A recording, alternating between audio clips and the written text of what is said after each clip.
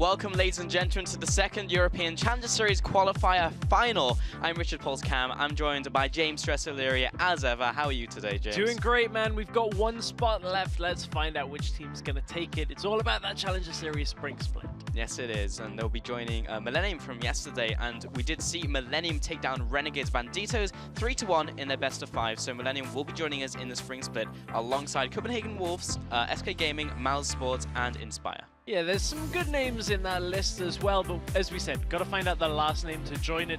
Today, Team Huma versus Illumina Honor Gaming is going to be our setup for the day. And 5 games potentially, it's a best of 5 overall. I believe it's Illumina Honor Gaming starting a blue side on games 1, 3, and 5. Yes, it is. There it is for you. So, we talked about it a little bit. Teams, they're playing for that last spot in Challenger Series for the Spring Split. So if you win in today's best of 5, that's it. You're in. You're into the split. And then following that, the CS will be starting next week. We'll be moving to Tuesday rather than Wednesday because last split we were all on Wednesday and we only had half the games, but we'll be moving to a best of 2 format.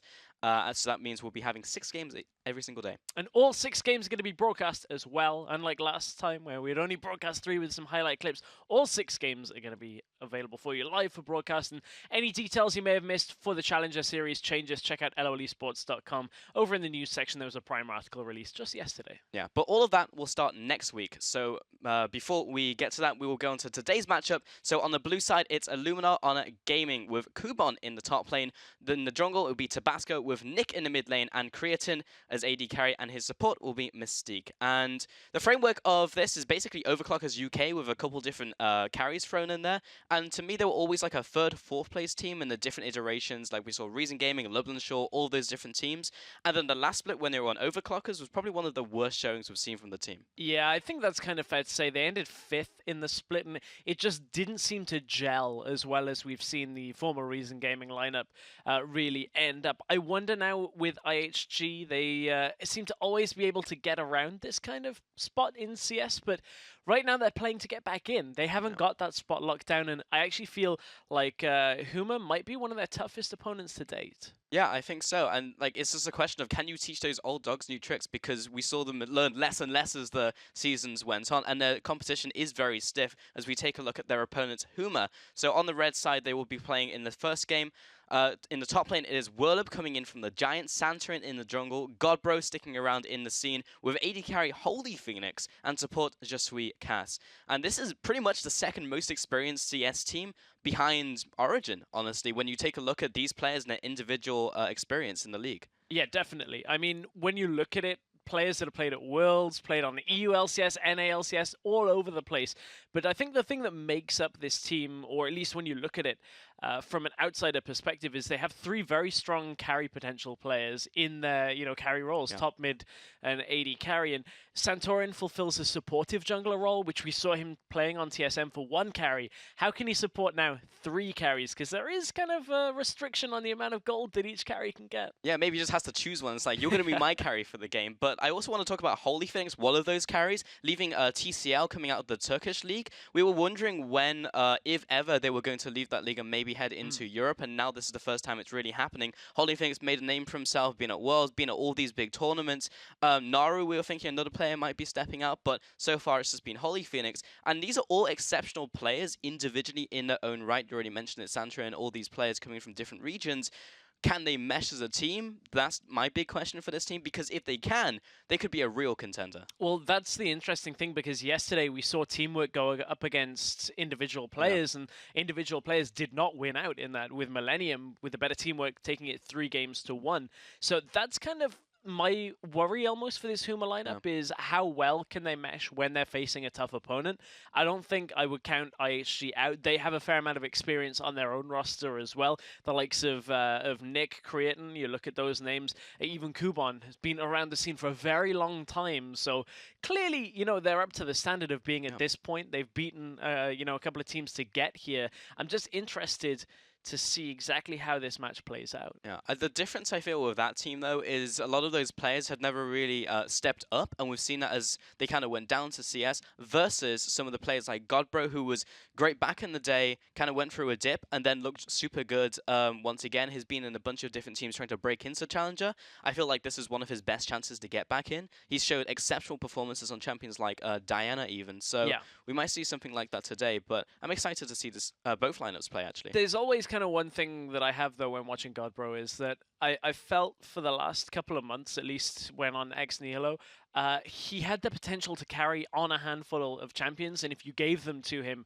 that was pretty much the game done. But then I felt like that pool of champions was fairly narrow to 100% carry. It has started expanding. I mean, I was watching some, I think of the games to play in to get here. He was playing Azir, which we'd not really seen too much. Yeah. He got that massive Azir team fight to bring them back into the game. Yeah. So, you know, Godbro still has the chops. Let's see what he ends up picking up, though. Yes, indeed. That was a fantastic highlight clip if you didn't catch it. Literally 1v5. So good. It was insane. But hopefully we can see something like that today, because we will probably lose it on the caster desk. But taking a look at the first couple bans coming through, it's going to be Kindred to start it off. Kindred has pretty much been exclusively pickle banned, both in 6-1. We are in 5.24 today because this was the patch that they were playing in the playoff bracket, also in the semi-final, so it makes sense for them to play it on the finals as well.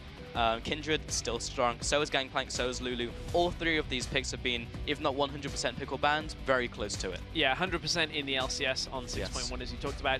To be expected on this patch. Other picks that we saw a lot of yesterday, Misfortune, she has now been banned away. Graves we saw in the top lane role yesterday and in the jungle role, so wouldn't be surprised to see him on the map as well. Looking at the other 100%, I mean, Rise is particularly strong, but we didn't see him yesterday. He's a champion that, especially on 6.1, is kind of first pick worthy because of that flex potential. Yeah, but we can also see it shut down heavily as we saw Wonderwear pick it up in the LCS and just got destroyed. So you have weaknesses in the early game, but once he's got his core, once he's got the tier and the catalyst, then he starts rolling up and starts ramping up, but you need that time to let him scale. Interesting that Trundle's banned. Not that he's not strong, because a lot of supports are playing Trundle. Yeah. He is good in a meta where, you know, high tank, you know, resistance is difficult to deal with. I just wonder whether it's that necessary to ban it. I guess perhaps with a couple of the games that Cast was playing on the way in, his Trundle was to be feared, but still not one that you see dropping into the bans every single game. Yeah, especially not the first one in the series, perhaps. Maybe just going for a more blanket ban. But that leaves a couple of things open. Specifically, Fiora is open. Yeah. I believe that was banned every single game yesterday. Graves is up as well. We've seen from the team yesterday, from Renegades, it can be used as a flex, top lane, or jungle. And that's going to be first picked as well. So excited to see Graves. He's just an exceptionally strong pick on this patch. Oh, he really is. He really is. I mean, the ability to, what is it, like 700 damage with a Q when you make it explode off a wall, super strong. But that is a flex, as we were talking about. Can be jungle, can be top. Now I'm looking to see how Huma react. A couple of flex picks are available in this kind of situation. Lissandra is one that has been played. I wonder whether it's... I guess it could be a Godbro champion. It's kind of in the realms of possibility. Yeah. Willib, if you remember, stuck to kind of the Jax Hecarim setup, which aren't so great right now. I wonder what's in his playbook. So they flex the Lissandra and then pick a jungler for themselves. Okay, that makes sense. Haven't seen Willib play Lissandra for a long, long time. We can see if he picks that back up. What's for certain is the Rek'Sai will be going into the jungle, but still a flex is very nice. And waiting for the next two picks coming in from IHG. I'm trying to think if there's any obvious picks we've overlooked heading into this game. Elise is still up as just a strong jungler. Lee Sin as well are kind of in the top tiers. Poppy's up if you're looking for support, or another alternative as a support would be the Alistar. Saw a lot of priority on that yesterday. Actually, no, we didn't. It was a surprising fact that we didn't see a lot of it. More on Poppy and Morgana, because we saw Millennium pick Morgana in pretty much every single game. I was thinking back to the LCS where we saw a whole lot of Alistar. Yeah, Masterwork actually went more towards the Morgana, which was surprising as he was a big Alistar player. So, but it was into the Poppy, and that worked very, very well. Denied so much in yesterday's games when Poppy was trying to engage. And Poppy is still available in this game, so we could see that come out. Morgana also kind of works against Alistar. You can pop the Black Shield if you headbutt, then pulverize, and you will still get the CC, but it's still annoying to deal with, especially just other CCs are difficult to land on targets who have the Black Shield on. Looking towards the Kalista as well, so we've got the bot lane locked in. and just have to wait probably for the mid lane or top lane now coming in from Huma. And waiting for the final 2 picks to lock in here. It will be a mid laner and an AD carry. Oh, they've already got the AD carry, it's Lucian, so it will be the either jungle or top. Jungle or top. Yeah, depends on exactly on where they want to put the Graves. So a lot of flexibility still on the top half of the map for IHG, which is something that they're going to have to kind of dominate, because we talked about Whirler being a very strong laner, Godbro being very strong as well. Holy Phoenix has already got himself on a Callisto, which as a champion in general tends to have a very strong early game, is going up against Solution. So that is, you know, a lane matchup that we've seen time and time again over the last few weeks on these patches. Pick the strong early laners and hold your own in the laning phase. But what do IHG have for the top half of the map? Well, as much as I'd like to see Zilean, it's gonna be swapped up to Castan here. So gonna put that in the mid lane. They don't really know what the mid lane is gonna be right now from Huma. So that means. So that puts Graves top lane, Elise in the jungle, with Kassadin mid.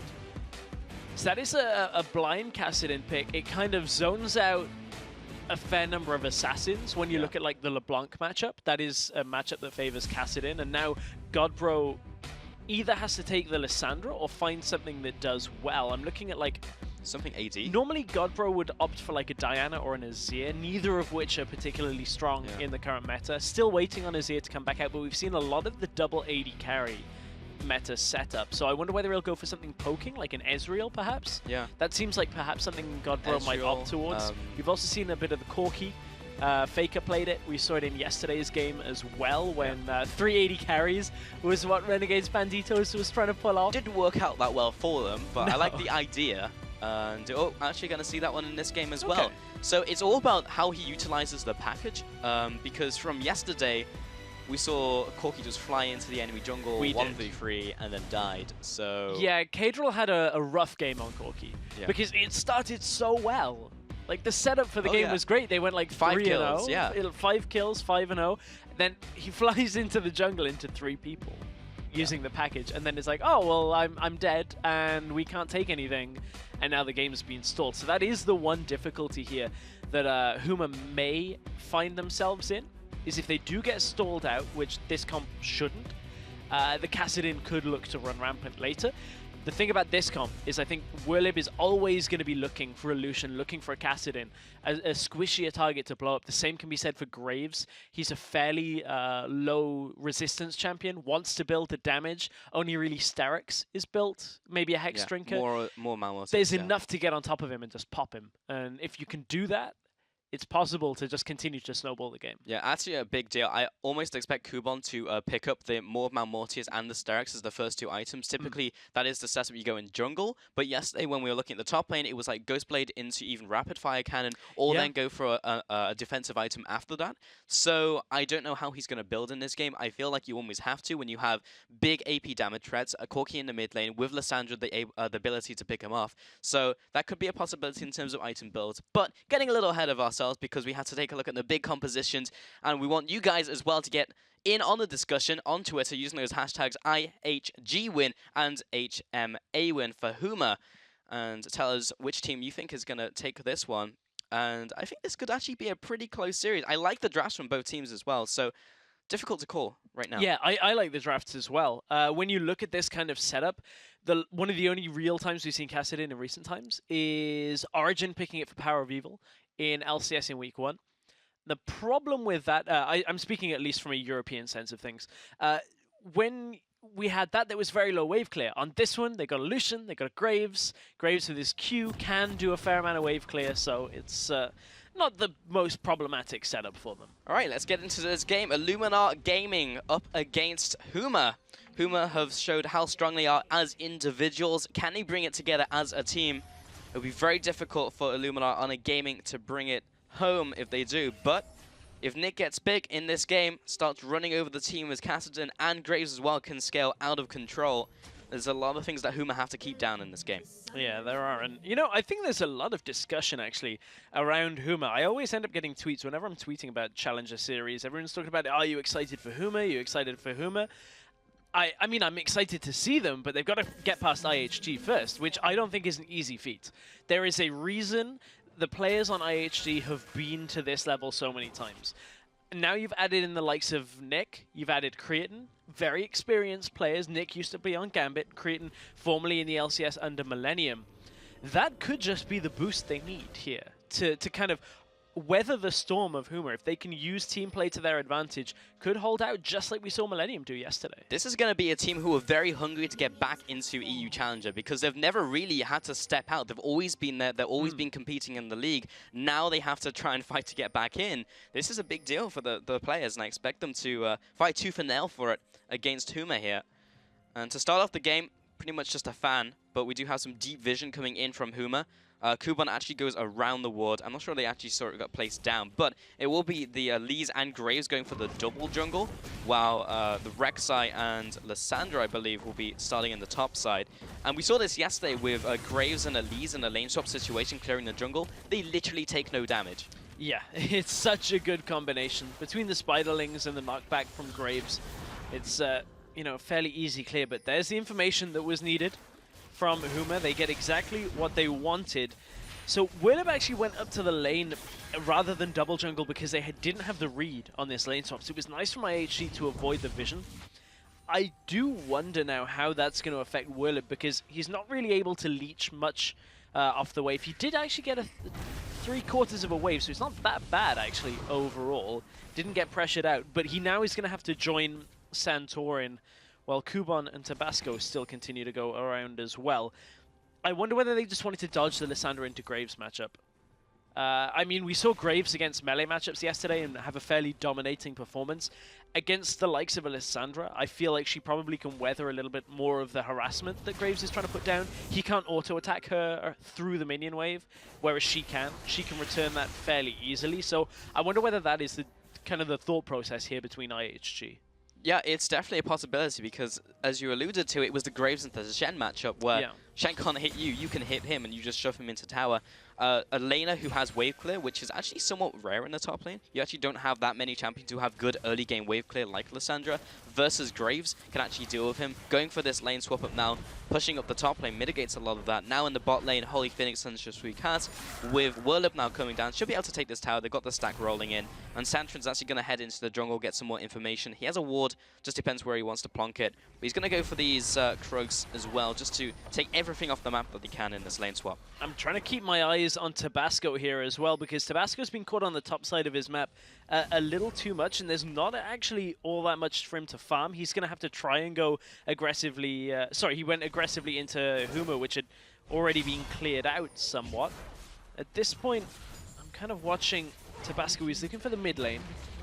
Did have to back away. Turrets go down at roughly the same time, and Kuban is going to stick around in the top side. I guess Whirlip should stick around in the bottom side at this point to take the wave, and is pretty much what happens.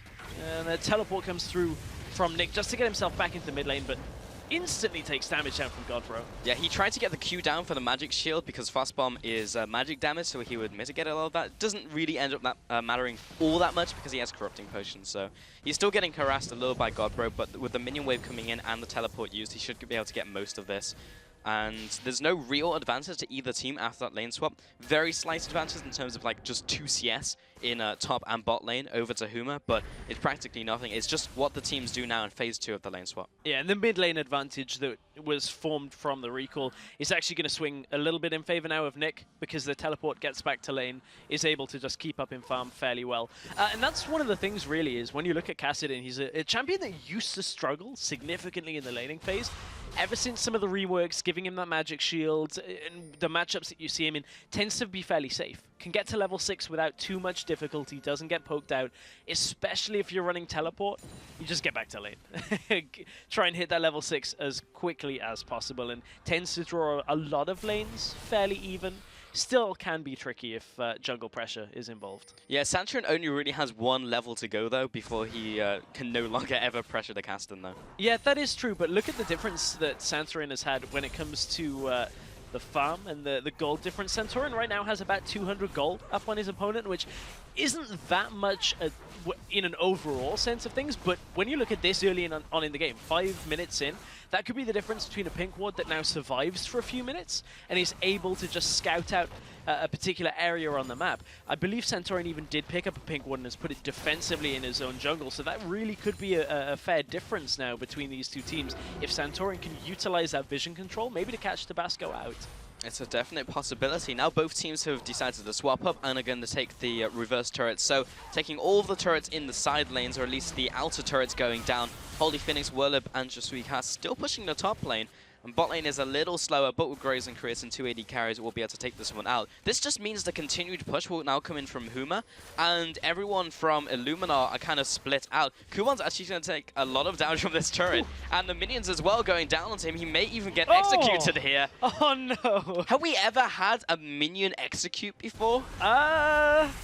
We've had Monster executes. Yeah. That's embarrassing. Well... He's getting back to base faster. Yeah, yeah, that's exactly it. It is faster hey, than the recall. I really wanted a shop now. That's... I mean, overall it doesn't... I mean, he didn't get to shove the wave out and bounce it. That's the first thing, is that now is kind of going to be a little bit more difficult for IHG to set up for themselves, but it is, by the looks of it, just pushing away from Huma as it is. Grand scheme of things, no real gold change off that execute, but I'm sure Twitch chat are loving that. Oh yeah, absolutely. But also there was no enemy members around the area, so it's not even going to pick up experience. But yeah, if anything, just embarrassing. Tabasco going to carry on through his jungle, picking up the second spawns of red buff, so is Santorin, pretty much matching blow for blow.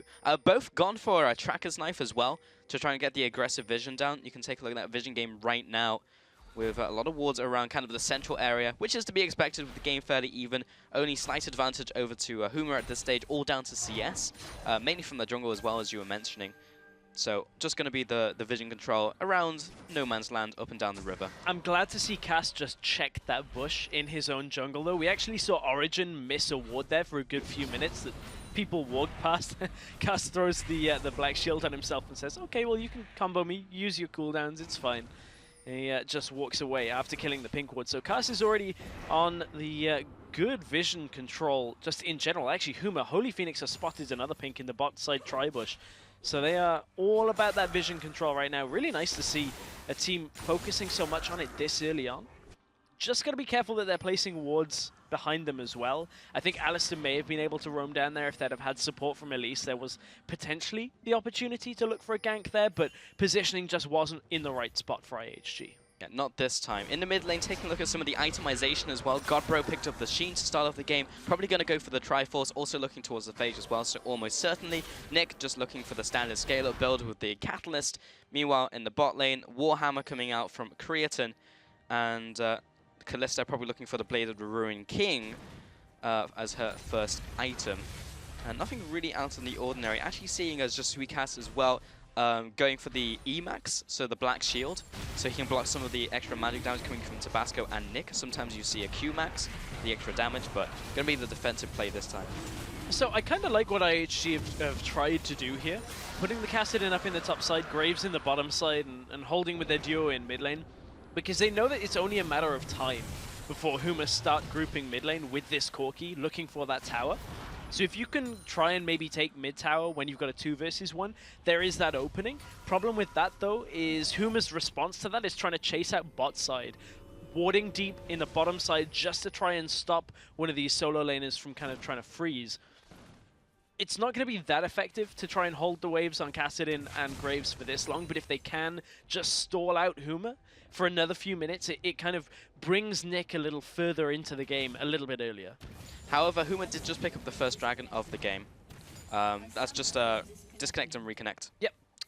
We are playing slightly ahead of live, meaning that we can just get out and we won't have any delays. But yeah, it meant that Huma was able to go for that dragon there. And the first dragon is pretty much the most valuable dragon up until 5 on this current patch, and probably 6.1 as well, because of the 6% extra AD and magic damage that it gives compared to the other buffs is just more valuable. Godbro having to Valkyrie away from the culling here, will just stop them away from tower, but with the numbers advantage over to Huma, at least under the tower, it means that IHG can't take it out. Nick going to be CC'd up here very briefly by Jesuicas. Gone for the Funds Lord's Mastery as well, as you can see there.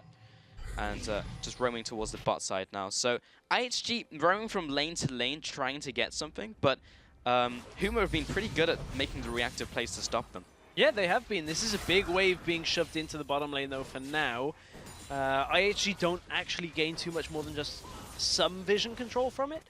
What they did manage is push, they managed to push Huma out of their bottom side jungle, now stop them from just advancing. And this game is a very kind of back and forth vision focused game. No real aggression shown by either team, no dives, no setups in any kind of engage. It's all been about vision control, just trying to get very small margins. And if you can get that margin when it comes to the vision to set up that kind of dive, that's when you'll see IHG or Huma look to make a play. Huma are going to wait just a few minutes longer to buy some time. Oh, it's just Sukas as well. Yeah, look for the Here's binding the here. execute. In the pip. Oh, Never has an execute looked so glorious. But Creatine in the mid lane here is going to be farming away. Just moving from lane to lane, just trying to find something, but really nothing has really happened just yet. Santuan actually headed into the top jungle of Tabasco to try and get some aggressive vision down. Tabasco picking up the sweeping lens, just immediately took that away. Not even in terms of the vision game are teams able to get any ground on the other. Huma, over time, just literally based on farm, have gotten almost a 1k lead in terms of gold. That's coming from the mid lane and jungle, it looks like. So speaking of that mid lane, Godbro slightly delaying his Triforce. I say slightly, by 1100. Normally you'll see the Triforce just built straight up, then into the Sorcerer's Boots, just because of the amount of extra damage that Corki gets on that Triforce. Delays it with his boots. He knows that he has a comfortable laning phase right now, has a comfortable lead, and Huma will look to group about a minute or so later at this rate, but at this point he's just getting that slightly extra bit of damage for now against this Kassadin. So interesting, we were talking about Holy Phoenix and the itemization he was going to go. Opts towards the Runeland's Hurricane over the Blade of the Ruin King as his first item, but still has the Vamp Set just for the extra lifesteal. Nick is going to have to flash away here. I guess he already used his Rift Walk. Yeah, his mana was fairly high, so yeah. It would only maybe have been the second or third charge, even if he had used it once. Easier, I guess, to flash. It's, I guess so. I mean, Riftwalk would have done the job, I would imagine, but...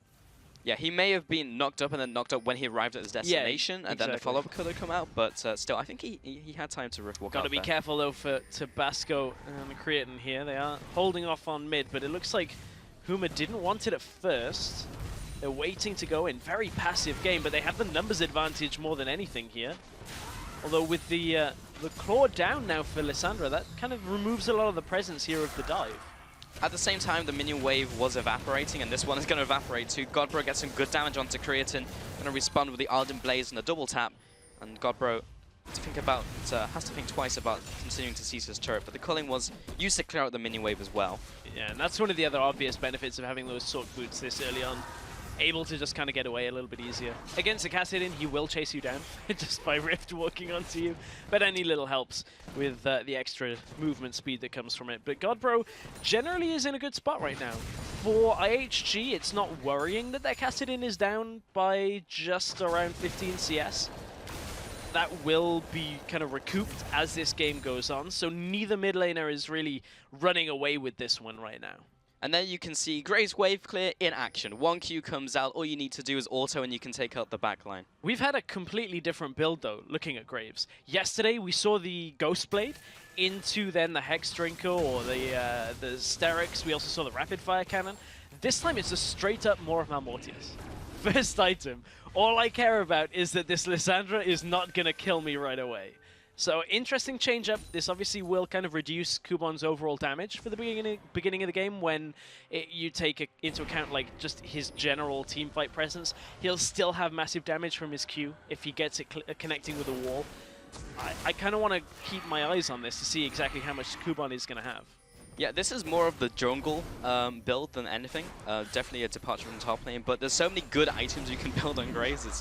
It's pretty easy to itemize, but Yeah, it was like you were mentioning in Champions, like the amount of magic damage on the team combined with mid lane as well, Godbro, and even the Jesui cast to some extent with the Thunderlord's mastery, it makes sense to get that early magic resist. The question now is, does he go for Sterix on top of that for the extra health, and also the fact that you cannot be bursted instantly in a fight and become surprisingly tanky. Whirlup tries to take this tower down, may not be enough. One auto. Yeah, as is it Coupon, enough? no, the caster minions are already dead, but it's going to fire one last auto. That one last minion was like... Not enough. Legolas, bring him down! Runs in with the charge. Not Didn't today. happen that way, yeah, exactly. But literally just needs to be sneezed on. That Haven't was, used... haven't seen that as a use for the package so far. I'm assuming it was about to run out. Maybe. Oh, Oh, there's a good knockup. engage though. Fate's Call comes in. Nick will be going down for the first blood over to Holy Phoenix. Mystique going to go down as well. He'll try and headbutt away just recast, but it's just in vain as he also goes down to the team of Huma. Nice double pickup there on top of the dragon. Yeah, really nice pickup, and that was honestly just Nick being too close to the action there without the rest of his team. They knew Kuban was top lane defending that turret, and Huma go from a very slow passive game into taking a dragon, now taking a turret. Whirlip can just walk top tower and just breathe on it and it'll fall, and they're going to get the middle inner here as well. This is exactly what Huma were looking to do, is around this time start to siege. They're even a bit early just from this Trinity Force not being available on Corki, but Nick comes in from the side, gets spotted by a Callista Ghoul, walks away. Not the best use of teleport I've ever seen, but was looking for the engage option and got spotted. Yeah, but at the same time, they had a lot of people kind of out of position. Yeah. Also, Kuban was coming in from the front, so it's very difficult for him to land a lot of his damage. He'd already used his ultimate as well. We can take a look at that pick that happened after Good the dark fight. binding that happened from Cast there. Right into Nick. He had no option. He was trying to just catch out the Morgana, gets bound, in comes the knockup, and from there it's all she wrote. Yeah, pretty much pretty clean, honestly. They just got a pick with Fate's Call and the binding. And mid lane's just going to be cleared out as well. Looking at the wave clear actually coming in from IHG, yes, they have a decent amount coming in from Graves, some extent to the Spyling, but more also Lucian and also the Force Pulse. You have to have the people in the right in the right place, and they didn't have that in the mid lane. Pulse. What? Pulse. We have a new item, or a very interesting item on What is it? Callista.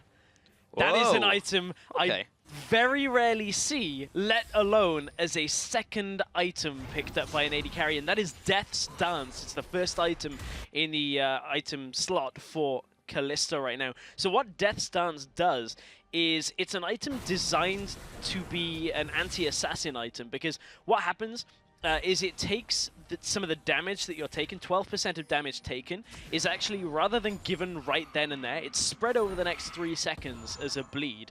So it doesn't completely nullify an assassin, but one that would just about kill you. Now you have about 3 extra seconds just to kind of reply with some damage, get a little bit of lifesteal back yourself. It's a decent early damage item as well because it gives AD and cooldown reduction, but the interesting thing to note is this is 524 and it gets buffed next patch. And this is this is the nerfed version. This is the nerfed version. That's a good point. Yeah. I wonder whether Holy Phoenix had forgotten about that as well. Because Because playing it on live I right mean- now, and Dynamic Q is like, this item is great.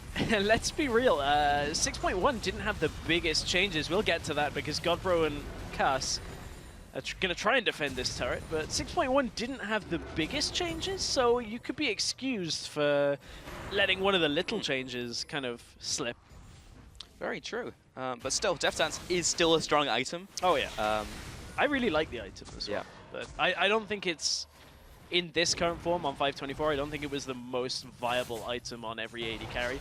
Again, it's meaningful choices. Is what am I against? Oh, I'm against a Graves that wants to burst me, a Kassadin that's going to burst me the later this game goes. So let's spread that damage over, you know, some monthly repayments. That's pretty much what Death Dance is. That's a pretty good analogy. Bot lane is now being sieged in. Whirlup will get the cocoon. And Nick gets a little bit of harassment with Force Pulse, but he doesn't do all that much damage at the moment. What's he been maxing in this game?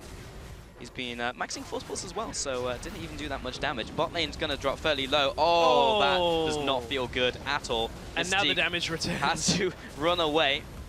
The Q comes out from Kuban trying to clear a non-existent minion wave, trying to get a bit of harassment down, but the flash knock-up not landing.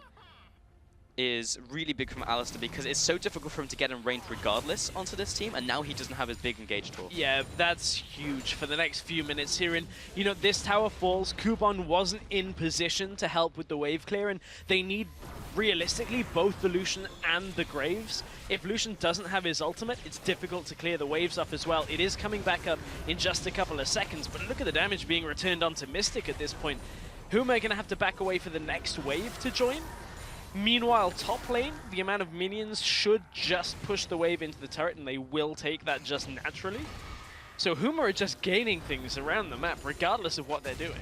They don't need to roam into the mid lane right now. That's even pushing as well. So if they take the bottom turret, they can easily rotate to mid lane. Maybe they can get a pick here. There's a lot of damage coming in from the Cullings. Just Recast has been chunked out. He'll have to stay a little further back. Forceports comes out. Whirlup's going to be jumping away with the Glacial Path. Problem there is they use the abilities like collateral damage to just deal damage rather than execute. There was no way of chunking Huma lower down in health to try and pick up the kills. Now they kind of have to try and chase them out of the base without the turn coming. You can see Kuban went up to the top lane, wasn't in time to protect the tower. That fell to the minions. Mid lane was kind of absorbed ever so slightly by Tabasco, but there's a big wave there still for Nick. So full vision for Huma when it comes to where IHG are. No real surprises to come from anywhere. IHG don't have many options in this kind of situation.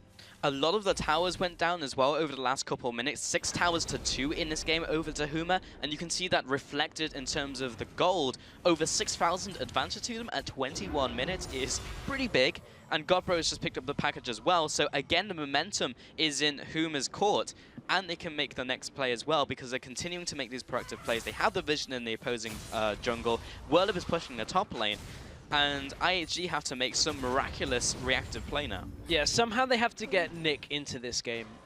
Normally a couple of kills onto a Kassadin will do it, but finding those kills is fairly difficult. You've got a mobile Corki, a Kalista that's difficult to lock down. Lissandra is able to escape in most situations, or at least delay you by ulting herself for so long that the rest of the team outputs damage. So IHG will struggle if Tabasco can't get the picks, if Mystic doesn't get the flash knockups from Alistair, and his flash is still not available for a little bit longer as well, probably about a minute left on that cooldown. So this is another dragon going over to Huma. They have a good amount of control on the map, and I feel like once they establish control over the Baron pit, there's not too much that'll stop them. With a Kalista and a Corki, that should go down fairly quickly. It will go down fairly quickly, and IHG fairly difficult to contest as well. One with the vision, they've been trying to push into the top side because they're very wary of the fact that Baron could go over to Huma. But they have the culling, they have some tools, but it's all going to be based around Mystic getting a good engage with his flash. He went for distortion boots as well because this is a key part of his engage. Yep. So it will be coming off cooldown fairly shortly because of that reduced cooldown reduction. One thing I will say that IHG have done fairly well is in this last minute or so established some control of vision in their blue side jungle. What that does is prevent Huma from clearing the entirety of the jungle out so that they don't get baited down. If IHG got baited into a fight, it would be pretty much the end of the game because it would result in Baron followed by the heavy siege from Huma. But they did have a couple of wards there. They still have 1, 2 that you can see. One is going to die. And they have the Rift Spirit, so there is enough, plus the Rift Scuttler Vision for now, there's enough to know that they shouldn't get baited into a fight. But once those wards die, if Huma still are in that jungle, that's when it becomes a real problem for IHG. Illuminal don't really want fights in open ground as well. Like, a jungle fight would suit them perfectly. One, because Graves wants to try and get the damage with his Q, but also the chase down, the split up in the jungle was great for Kassadin. But the problem with that is that's only if they're initiating the fight. If IHG get caught in their own jungle, which now they have to go through to check of which Huma, are they doing the Baron? Mystic goes in alone, will find that they were doing the Baron, and that's going to be Mystic pretty much dead here. He either has to burn Flash, which is the engage tool, or just die here. And he may just go in. He's going to use that engage tool, and Nick is there to try and follow up, but Mystic's going to go down. Nick is not able to get a kill on Holy Phoenix as he flashes away. Now has to run away. Santorin is going to be following after. So Sweetcast will get in range, but he doesn't even need to be there. Puts the shield on Santron for the assist, gets some money in the bank, and now Huma can go for the Baron if they want to with those 2 picks. Willib was so confident that Kuban has so little damage. He walked into the end of the line before the second explosion came on. He just walks through, there's a catch. And Creatine will go down. Kuban has to try and kite away, uses the ultimate to try and get some distance between him and the enemy. Tabasco is not going to be so lucky, and the binding over the wall just shy of hitting Kuban, but still another 2 picks will mean that HMA will go for the Baron, and they will get it. Yeah, they're going to get this Baron with no contest. I mean, Mystic got caught out, didn't flash early to get himself away, ended up using his ult and trying to stay, but Nick doesn't have enough damage right now. Kuban doesn't have enough damage, whereas you look at the side of Huma, Godbro has so much poke potential now, especially with an Infinity Edge completed alongside that. Now his poke and his auto attacks are deadly. We've got a Callista that has Death's Dance, which isn't the biggest damage item, but it means when you get onto her, it takes so long to kill her that you can't do too much. So from here, Mystic could have flashed earlier, chooses not to, ends up flashing into the fight and dying. Nick was pretty much already a goner at this point. There's no real way of getting out. He was trying his best to take down the Callista, but again, just the Death's Dance is keeping her alive for a little bit too long, and then she lifesteals back up off it. Good knock-up from Santorin to flash up over the wall. Pretty clean-cut fight there, and then after that, it was another 2 picks that went over to Huma. And this looks like it pretty much could be curtains for IHD, only 26 minutes into this game, as the bot lane push now coming in for Huma. And while IHD have a lot of wave clear, when the minions have been Baron buffed, there's now less wave clear that they can actually utilize. I mean, it's one of those situations where, wow, that Graves Q did pretty much almost nothing. less than nothing. I mean, they have circumstantial wave clear, right? Graves has to step forward to use his Q. It doesn't always clear everything out. Holy Phoenix is just going to absorb cast for a sec and just be like, you can go out and knock up somebody if you can. Otherwise, we'll just get the inhib. The main thing from that was just by drawing in Cass with his ultimate, it was enough threat for the next couple seconds where I actually had to respect that. In the same way, kind of like a Malphite ultimate when he has it up, that they have to back away to their inner turrets, to their Nexus turrets even, so they can pick up the inhib pretty much uncontested. So it was kind of nice as a zone tool. You don't really see it used that often in that way. You just see it straight up, pick him up, throw him in, and then go for the fight. But in that situation, it was pretty good. This is just the equivalent of, you know, when you kind of in school trying to be like, well, I'll get my brother on you, and you know, the threat is there. It's just like, actually, I'm not going to call that in. But yeah, he's just going to be around for like. He's going to be there. He's going to be watching. One thing I want to kind of touch on is with Kuban's build, we've highlighted that, you know, he's got fairly little damage. I don't mind the Maw of Malmortius as an item on Graves, especially into double AP, or at least, you know, the mixed damage here as Nick is going to get taken out. But it means that Kuban has very little damage to return with. It means that he can't come and help in situations like this because his overall damage is so low right now. It's also a problem because he fell behind. Usually by now he'd have another item to complement it. That's true. And his early game damage, because of his base damage is so high, he can usually go through that stage and not really feel it. But falling behind, it means that he doesn't really have that much damage. And he's been having to throw out his Q out in the open and just hoping that people sit there. Godbro goes all the way in. He was splitting up the fight, forces a couple flashes as well. Creatine maybe going down, has to run back to base. Last Rocket will not take him down, but the rest of the team not so lucky. Mystic is going to have to head back to the fountain, and Elise will be falling while Kuban has to head away. See if he can find a good pick here as everyone clumps up by Huma, but there's no real walls for him to bounce off, and the first Nexus turret has gone down. Mystic looking for the engage, and once again whiffs it with the flash. Now the rest of his team is in shambles. Nick will be going down. He's only just spawned. Creatine goes down, and Kuban will be sure to follow. Gonna chase him onto the spawn pad. The Sterex keeps him alive. Value purchase, but now the game is going to end, so maybe not so much. The first game is going to go to Huma in this best of 5. Strong performance in game 1, and you know, for a very long time that felt like an even game. Coming out of the lane swap, you know, the towers were traded at the right times on either side of the map. Everything was very quiet, and man, Huma just blow that game wide open. As soon as they got that sequence of events where it was like Willib pushed top, they pushed in the bottom and then mid, got the dragon, got like everything in a few minutes, and Huma go, okay, well now we can kind of set ourselves up to win the game. And it also meant that they just won in every part of the map. If they split push, then they win in those matchups. If they go for a team fight, they're still going to win. And Luma looked like they just didn't really have a game plan after that. It was like, well, we just lose if we go for this. And they didn't make any creative decisions to come back into the game.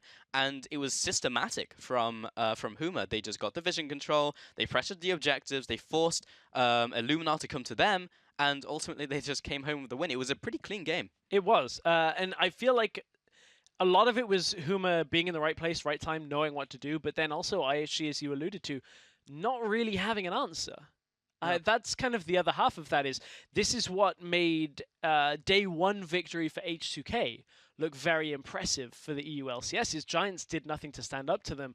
IHG in this game did nothing to stand up to Huma. It was almost an identical game when you look at the flow and the pace. So impressive. Let's see what they can do, perhaps if IHG put up a bit more of a fight in the next game. True, and I also don't think it was like a compositional thing, because I felt they had the tools to make those plays. So we'll see if they change up anything in Champions Select, because that is game one down of this best of 5. So we do need to take a short break, but we'll be back right after this.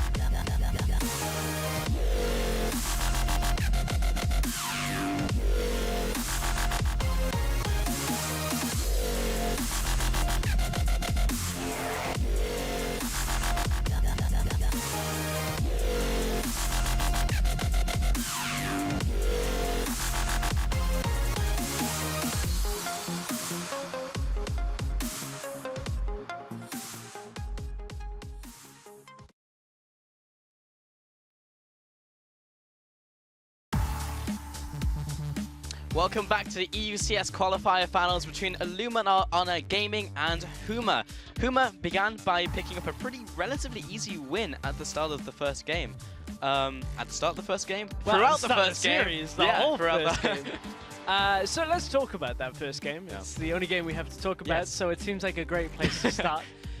When you look at that win, 0 kills for IHG in that series, 11 kills for Huma, 12 deaths for IHG because Yes. we had an execute as well. That's true, yes. Don't forget that one. So does that count as a kill for Kuban? Is that like basically in brackets 1? You know, in like soccer when you score an own goal and it's just like in brackets OG or something like Yeah, that? maybe. Is that how that works? Like the game was actually 0-12? No, that's not. We don't count that in League. It's fine. We But should. that was, you know, I didn't expect IHG to kind of fall apart as catastrophically as it ended up. 'Cause that was a fast game as soon as Huma got the lead. Yeah, it was 29 minutes, 14 seconds. You said the series average was going to be 30 minutes. I said it was going to be 28. So currently Stress is winning by 14 seconds. As long as So- it's not Price is Right rules, where it's Yeah. like you can be like as much under but 1 penny over and you're Yeah, out. that's so dumb. Because then I'm out. I'm No. out already. We're not going if to it's go like- by those rules. We're going to play it fair, but currently, yeah, you are winning. Still, a lot to go in this series, because this is the best of 5, so there's a good chance for them to bounce back in this game, in this series, rather. Yeah, I don't know why I'm so, like, I'm always going smaller than, like, the whole thing. I'm, like, at the start of the game, even though it was a whole game. in like, this minute there Yeah. is Yeah. we're gonna get down to like the micro super slow replay kind Yeah. of setting. You know, I look at this and I'm thinking, what do IHG do? What do they change up? I mean, there was nothing intrinsically wrong with the picks they had. Oh. I mean, the only one that I would maybe question was picking up the Kassadin. I don't think it was a bad pick. I think Kassadin is still fine. He does take a while to get into the game. And the Corki was available if you're comfortable playing that kind of style with the double 80 carries. I can understand why they then wouldn't want Graves, Corki, and Lucian. Yeah. We saw that in yesterday's series, which kind of lost Renegades the game when they kind of stopped snowballing. Yeah. But maybe like an Ari, maybe something like that has more impact in the early game, has the wave clear. I mean, Nick back on Gambit, we know he has a fair champion pool. Yeah, he could have done it. The difference in this, because they will be swapping sides, they'll have the final pick, so if they do want to Yes. counter the mid lane, because the Caston was blind into the Corki, so they could just pick it up. So there's a good chance that Illuminar will have their last pick on the mid lane. I feel that makes a lot of sense, especially if they decide to try and flex the Graves again. Or it could get taken away here. But there's so many flexes in this current meta where they can just leave the mid lane to last, which I think would make more sense. Yeah, the other interesting thing here is IHG banned Trundle in the last game. They're on red side now, so you assume they have to ban like GPMF. Lulu is normally the 1, 2, 3 on red side. Kindred sometimes finds her way in their way in there. I wonder whether Trundle will stay as a ban. If not, will we see that high priority from Huma? Will Huma go? I don't think you first pick Trundle in almost any situation. I don't think that's exactly how strong that pick is. But maybe the second rotation? Or do IHG go, okay, well, we'll have the Trundle? There's a good chance. I mean, you definitely have to ban the Misfortune, because you can't let Holy Phoenix pick up Misfortune. You remember, think back to IWCA back in Australia, Oh, where yeah. Holy Phoenix just went ham and just destroyed everyone. That was before Misfortune got ridiculous with the current masteries and patches and all of that stuff. So Yeah, that was yeah, fine you to can't me. really give him that one. But yeah, a lot of these players, a lot of interesting history as well. Like Holy Phoenix coming in from TCL was the last team he was on. Well, back in TCL Turkey. was the league. Yes. Yeah, sorry, the he was league. on. See, like, I Dark keep going Passage smaller. and- Like Yeah, just always the put it league, down. team, the No, game, so minute, he was on like Dark Passage. He's had the storied history, team like to quality. team to quality, yeah. both team to qualities. When you Yes. look at it, I think he played on like was it Aces High for a while. The team that was Probably. formed of the 2 Turkish teams that broke up and and like, reformed. it's always interesting Yeah. keeping a track of the Turkish scene. Yeah, he's got a lot of experience, and Yeah. going through the rest of the team as well. Godbro, like so much history on that player. He used to play with Deficio as well back Yeah. in the day. Deficio always loves it when Godbro's playing. Like he's just always like, how is Godbro doing? How good was it? And Deficio, this one's for you because we're going to take a little bit of a look at how Godbro and his team were doing in the last game. We want to take another look at the dragon fight that happened. See, there's Godbro. Look at him there. Deficio's salivating over this because Godbro's going to get involved. Nick gets knocked up. Look at the queue there. Look at the Lands it. This autos. is first Look at the blood going to moves. Holy Phoenix, I know, right? This is exactly how this is going to be. But this was the tipping point of the game. It was 0-0 before that, and all of a sudden, towers go down. I mean, at this point, I think this was where top tower was like 1 health, and then Huma had got bottom tower. Now they come mid, take this down after the dragon push the inner tower. The minions push down through top lane. This isn't anything that's overly complicated that Huma are doing. Like, if you guys are, you know, playing with a bunch of friends now, later in ranked, and you've got like, what do? We've got a Corki. Group on it. Yes. Just group on the Corki under the tower at this kind of point, just in front, siege it up. Just siege it up. Just siege it up. That's how you do it. That's watch H2K VODs. Love what they're doing in the first week. And we didn't even see the package be that impactful in the last No. game. But then you add that into the mix as well, even if Illuminar decided to go for plays and they get shut down by the package as well. Like, it felt like there was so much that Huma still had that they didn't even need to use. I think we actually saw 2 packages. One of the them was the dragon, whereas I was like, let's just do some more damage. And the other one was at the other was the in the base, just to go like, well, we've already won this game, so let's just keep going. So, yeah, I mean, Huma did nothing. This sounds derogatory. Huma did nothing special, but you don't need to. No. This is, God, I'm talking a lot about Deficio here, but you know, he said it. You don't have to be SKT. Yeah. It's gonna be able to play a strategy very well like that. And just play it out. Like we saw yesterday as well, like Millennium, they just played a simple strategy. Yeah. They just stalled out the opposition. Renegades, yes, they were very good as an early game team. They lane swapped well. They actually got the better of the lane swap. Millennium didn't really feel like the type of team who knew exactly what they were doing, or at least knew what they could do to get the most out of the lane swap, because we saw that 4 times where they picked up the advantage, that being to Renegades. Actually, there was a slight advantage in 1 game, but then that flipped around once again. But then, Millennium very good at stalling out the game, and Pretty Zanivia was fantastic. So. Oh, it really was. And a couple of people, you know, were getting in touch and being like, oh, we didn't really see yesterday's game. So to kind of go a little bit maybe more expansive on yesterday's games, Renegades looked great in the early game. Oh, yeah. Every single game, getting leads, getting kills, a lot of early game focus. We had a game with Elise out of the jungle, where, you know, the snowball potential was so good, but Millennium were so good at denying fights all the time from Renegades. It was like, oh, you've got 5-kill lead. 3k lead. Let's just hold back, get the vision control, don't ever fight you until we're ready. And that basically happened in 4 games. Only 1 of the games went over to Renegades, but in the other games, there was just so much denial of fighting. Yeah, it felt like they just had the pause button. It was just like type/pause, and the game just stopped for like 20 minutes, and it was like, and we win. And that was pretty much like 4 games in a row, pretty much, in that series. The reason why we're just chatting away is because we do have some tech issues, so we're just waiting for the players to get into Champion Select and get into games. So I believe it's Godpro having some problems and difficulties with audio problems, and turns out communication is quite useful in League of Legends. So we're going to get that one sorted out before we head into game. It's fairly important. You know, I wouldn't really begrudge the teams begrudge for them. yeah. Oh dear, it's all right though. We're getting there slowly, but at this point, it won't be too long, and we'll be in Champion Select. But that game 1's a tough one to swallow for IHG, I think, because they look at it and it's like, well, we didn't really do anything. We should probably do things in the next game. Yeah. And that again sounds a little bit off, but their early game lane swap was on par with Huma's. There was no real intrinsic problems with that. Yeah. If they were down like 4 CS in the whole map, which is nothing really. And then, yes, over the next couple of minutes, they gradually lost gold because it was mainly from Santrin just pathing better and getting more out of his jungle route. Maybe attack some lanes as well. Maybe that's where it came from. But like, it felt like they were just getting further ahead. And it was reflected in the gold as well. They were around 1,000 gold ahead before the dragon fight happened and the 2 kills. We're actually going to take a look at one of the other replays from the last game. It was the good siege down, I believe it was bot lane. Yeah. In this one for Huma? This one was, I believe, was this the flash engage that Mystic tried? And it just ends up not hitting the mark.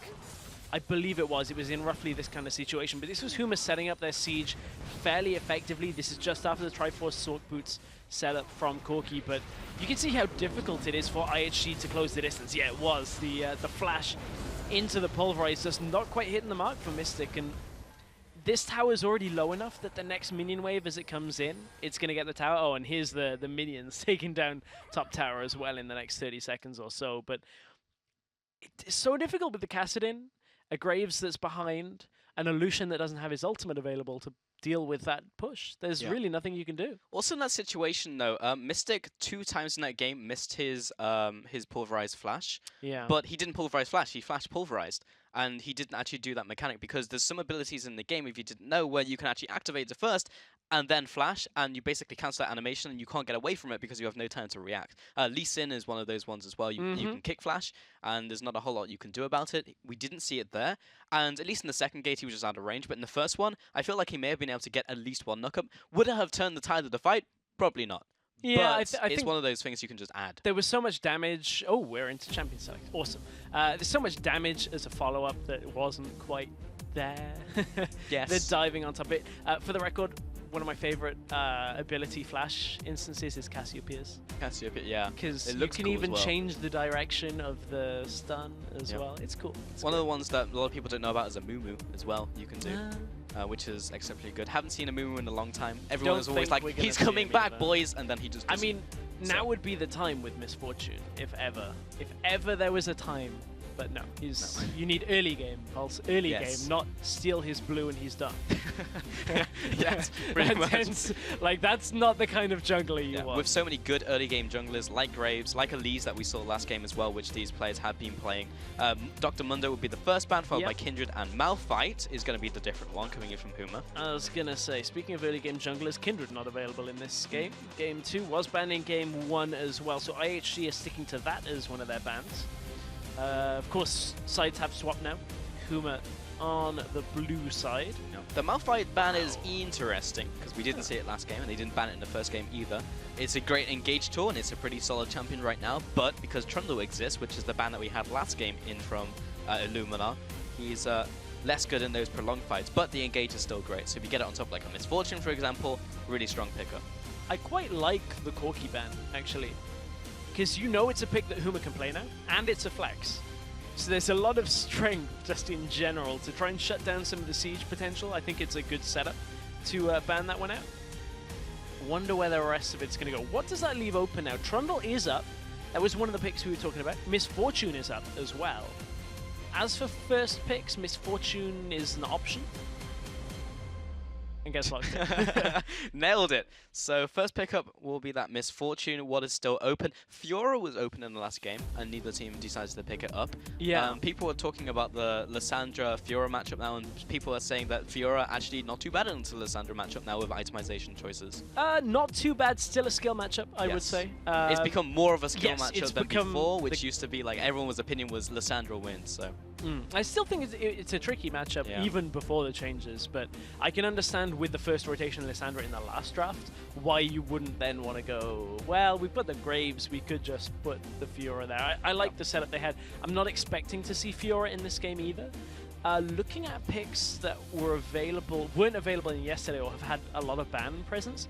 So Rise still up, Tom Kench is still available, Alistair's still available.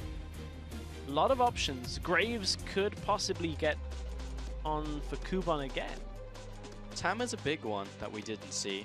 Graves, Lucian. So Graves, Flex, Lucian most likely going to be in that bot lane onto Creatine. Yeah. And waiting for the next two pickups here. What's still available? Jungle, Elise is still up, Rek'Sai is still up. You could go Nidalee if you wanted to, but Elise is so good right now with Rek'Sai. I'm really not a fan of Nidalee because she is such a good early game jungler. But if you get behind, goodbye. That's the game done. Like, it's such a 50-50 choice when you have options that are very much more consistent, like a Rek'Sai offers more, Graves in the jungle offers more.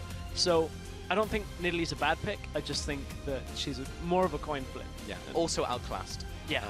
But Morgana will be the next pickup coming in for Joursui Cass. So that last game, it was pretty good, honestly. Holy Phoenix with the Callisto as well last game. Just picked him up, threw him in, Soul Shackles comes out, and they get the engage. Rise could be a possibility here as they do hover it.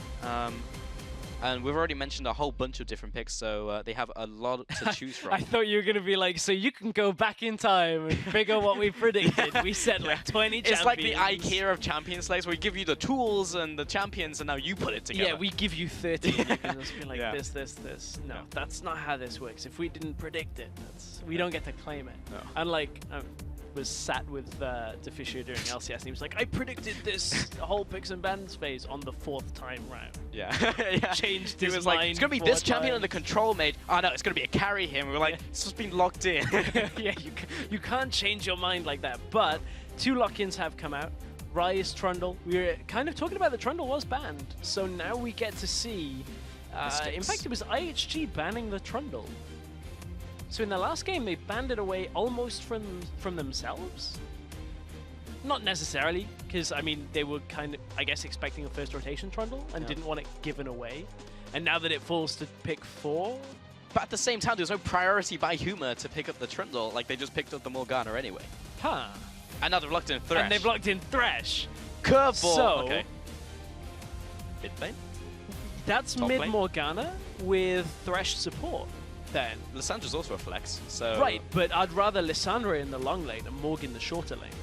Yes. I wouldn't particularly want Morg in the long lane. So yeah, this is Morgana mid then. So good wave clear, catch potential. Thunderlords is going to work just as well. Even better, to be honest, on this, because you now have the AP on top of it. What I don't question is the validity of the pick, because I think it's fine. No, I'm just trying to... It's just the fact that Godbro is playing it, and he's usually about the carries, the flashy plays, Yeah. and all that really goes into... Well, not all that goes into Morgana, but it's like, one, aiming in the dark bindings, the timing on E, and then jumping in and clicking R, versus the crazy plays he's made as Azir, the crazy plays he's made as Diana, and even last game as well on Corki. I have one worry with this Morgana lock-in, and that's the Rise on the other side. I feel like Morgana... I'm trying to pick my words very carefully here. I feel like Morgana isn't going to bully Rise out enough to deny him the complete package of farm. I'm not saying that she can't stop him farming at all, but I feel like your presence is so reliant on Dark binding into the Tormented Soil that I think Rise can just kind of sit behind his minion wave. As it disappears, absorb the wave that comes towards him.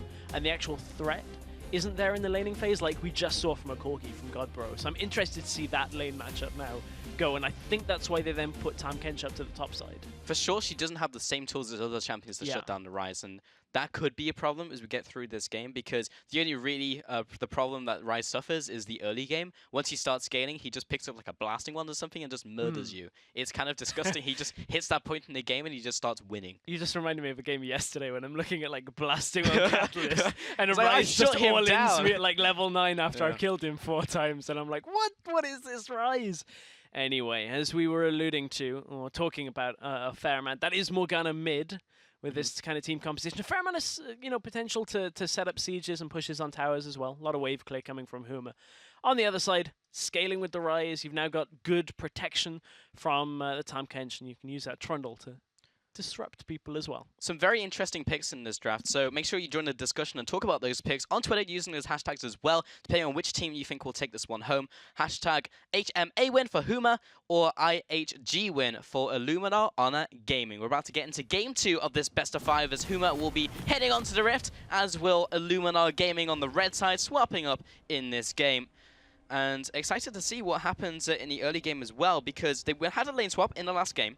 Both teams came out fairly even, but from there, Illuminar pretty much didn't really do anything. This time, they again have another scaler. This time, it's going to be a Rise, but they also have the ability to kind of scale and do something like in the mid game. Or they had that last game as well and actually just didn't do anything. But hopefully, they do something in this game. Yeah, and I think that Rise still kind of suffers from somewhat of the same wave clear problem as Kassadin, is that they both have wave clear in their kit, but they have to expend a fair amount to do so. You have to use the the ultimate plus the E coming from Rise to really effectively clear a wave. Wave dies very quickly, but your ult's gone for that as the game opens up. So there are options available. I think this is a little bit more reliable wave clear than a Kassadin would really have, but against like the likes of a Lissandra, Morgana, Misfortune, all 3 of those champions are going to push pretty quickly onto you. So we do have a Graves jungle in this game, this time around on Tabasco. He's picking up the Hunter's Talisman, and people kind of flip-flop back and forth on the Hunter's Talisman and the Machete. This time he's going to be going for that one.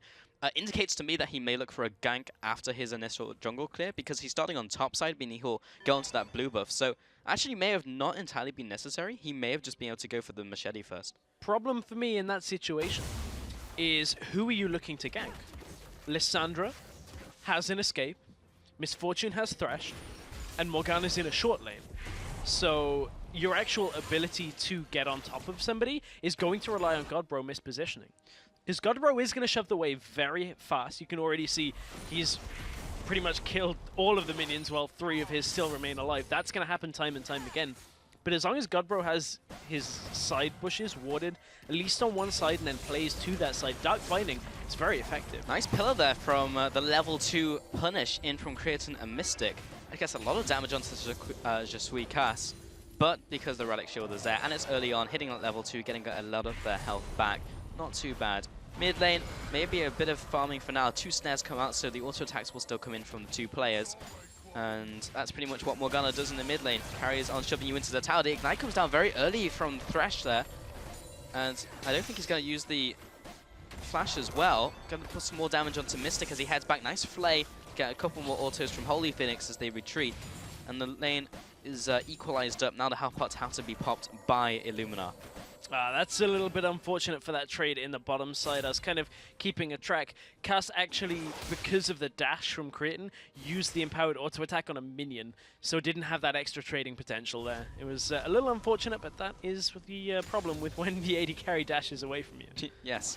And Tabasco was looking for a gank in the top lane. Now Whirlup's going into the bush, and as he comes back, kind of unfortunate timing because the minion wave wasn't there, so he couldn't see Whirlup putting him in a prime position to be ganked, just as Tabasco happened to be going back. Santrin, meanwhile, takes the bottom buff out there from Graves. And did Graves pick up the blue buff from Santrin? I don't believe... No, he's only wearing red right now. So Santorin now going for a gank as well. Bottom lane, good hook. He's got the double buffs and he gets the knockup, but he's taking a lot of damage. He needs to not get in range of that tower. One more tower shot would finish off Santorin, and the pillar will disengage the fight for Illumina. Tabasco now heads down to react. Has the Raptor buff, so he can see if there's a route that he can go in here. May even look towards the dragon, if not jump over the wall and try and get something from the jungle. He knows Santorin is chunked and can't do anything about it. Yeah, at this point, Tabasco is going to be able to, as you said, put some vision down, now take away the Raptors.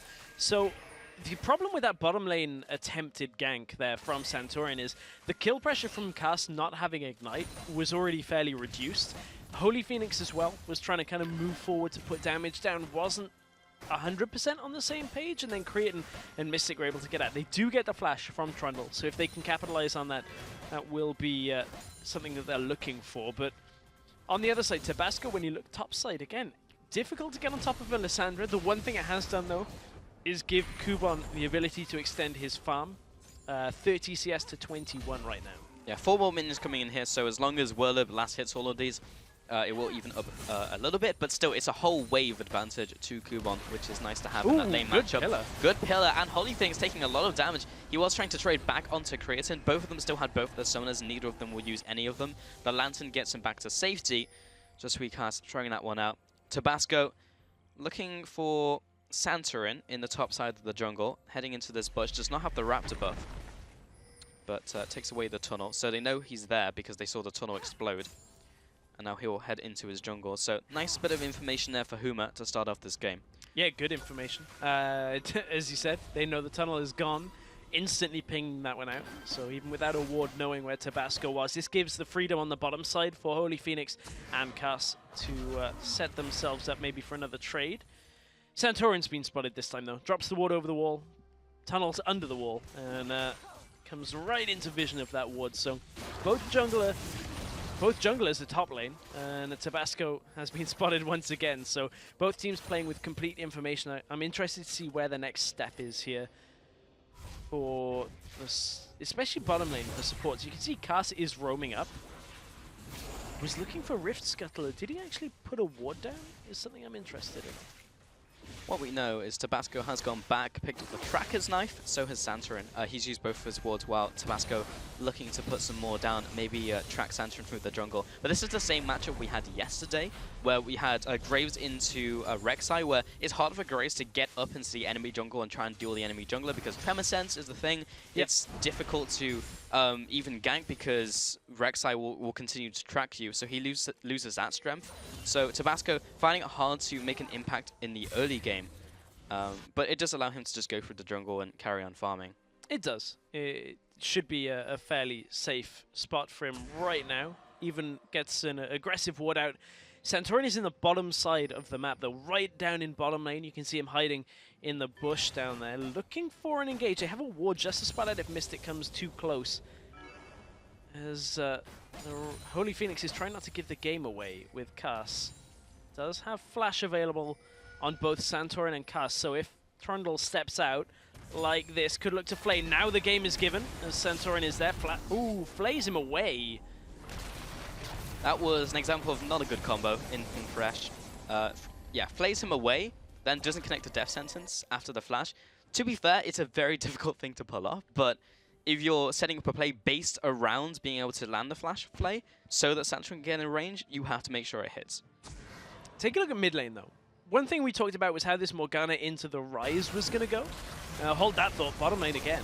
Once again, the pillars are really good from Mystic, but maybe baited a little too far. This time, the Flay lands. Godbro is there for the lockdown. Mystic will be going down here, and he's just going to walk into the tower. I think they may just give this one to Holy Phoenix. It's my lane, get away from here. You can have an assist, but this one's to me. And first blood over the Holy Phoenix. Five-man bot lane party results in Tabasco taking the blue buff away, though, on the top side of the map. So Tamken chooses teleport, but cancelled it. Nobody else really joined the fight. Nick is running cleanse, so he wasn't able to teleport down. You can see the extra damage that AP Morgana is going to have in this situation. Keep in mind that is only with the first rank, I believe it is. Actually has Frostfang right now, so the second rank of the Spell Thief's route of itemization. Of course, we're on 524. Spooky Ghosts. Very, very effective. Yeah, full 4 seconds of 40% slow, very strong. Spookiness. Yeah. Linear amount of spookiness, as we established yesterday. Because on 6-1, they get progressively more spooky as they travel. Oh, Nick looking for a gank in the mid lane. Flash away by Godbro, and that's the end of that gank. In the bot lane, though, we could have a trade coming up as Suicast lands the Flay. Santorin looking for another knock up here. And additionally, with the Glacial Tomb, maybe enough damage, and Mystic will once again have to jump away, but he flashes out of the fight. He didn't use that one in the last engagement. Preyseeker lands with the pillar. He actually gets out alive. Great escape by Mystic. He's able to just get through his jungle, timed the flash very well, and avoids any kind of chance of dying there. That's, you know, nice little play from Mystic to get himself away. I thought he was a gunner. Yeah, with the frozen tomb there, I thought he was pretty dead, but apparently not. Willib used the claw to try and deny his ability to flash up the lane, and that's why Mystic ran through the river, because the gap closes just weren't there to hold him in place. But I think Huma thought he was dead, otherwise they would have positioned so that you cut off both exit points, so very well played by Mystic, only at the cost of a flash.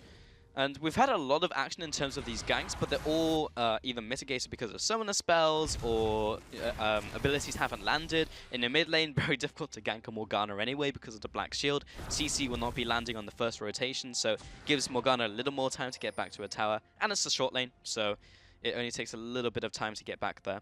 Holy Phoenix has gone into the top lane with Suicast, and Mystic will be joining Kubon for this 2-on-2. Tabasco going into the top lane, looking for a potential engage, but it's going to be all on that pillar really, because Kubon needs stacks to start CCing up his opponents. Mystic's pillars have been fairly on point though so far, so I think if there's something to rely on, that seems to be a good engage tool for IHG, but the sheer numbers right now on the top side for Huma. No teleport available for Willib. Kubon's is up because of him cancelling it earlier. Godbros is still on the same timer as Willib, so if IHG can put the numbers in their favor, they may be alright. Tabasco is just out of vision, but I think as Santorin passed the bush, I think the vision kind of just expanded because they were pinging on Tabasco. They were definitely pinging on him to say he was there. Hook lands onto Mystic. Bullet time as well, and the Flay, and the box, and is it going to be enough damage though? Last auto in from Holy Phoenix, that's going to be a yes, and the box times out. So Tabasco cannot follow through there with Santorin as well, just to go for the 2-on-3 if they went for the engage there. So nice pickup by Huma. Again, gradually getting ahead in this early game. Not as drastically as last game, though. Godbro roaming up from the mid lane has been spotted out by the ward. Will rejoin his team as Nick tries to come in for the pincer movement, but now he's separated from the team, and a dive may happen very quickly from Huma. Creatin's already very low. Looking for the Q in there by Tabasco. Kuban eats up his ally, and Santorin is going to try and pick up the kill. Spits out Creatine back to safety, and Tabasco, while he drops low, he's still alive and kicking. I like the attempted hook, though, from Cass. Throws it out, trying to catch on to Tabasco or Creatine as he came out of Tahm Kench, but was half a second too early. That would have been one of those flashy plays if Harry had seen him. Whirlib is now up in this top side, is going to go in, gets rooted. Yeah, so he can't activate the Glacial Path, and good ultimate in there from Tabasco. He couldn't really interact with the fight, but apart from his ultimate, Mystic again gets CC'd down by the Dark Binding in his enclosed corridors. Very difficult to dodge the bindings. And top tower goes down, so Huma got what they came for. Difficult in general to deny Huma's ability to catch. I mean, now with two synonymous catch champions of a Morgana and a Thresh, as soon as one target is out in the open and vulnerable from crowd control, Whirlib follows up, uses the ultimate from Lissandra just to take them off the map. And then you've still got teamfight potential from Holy Phoenix, so there's a very real possibility that Huma can always find the engages they want, provided that Dark Binding or the hook lands. We still have to pay attention to the potential counters and tools from IHG, because Yes. Nick is still in the game.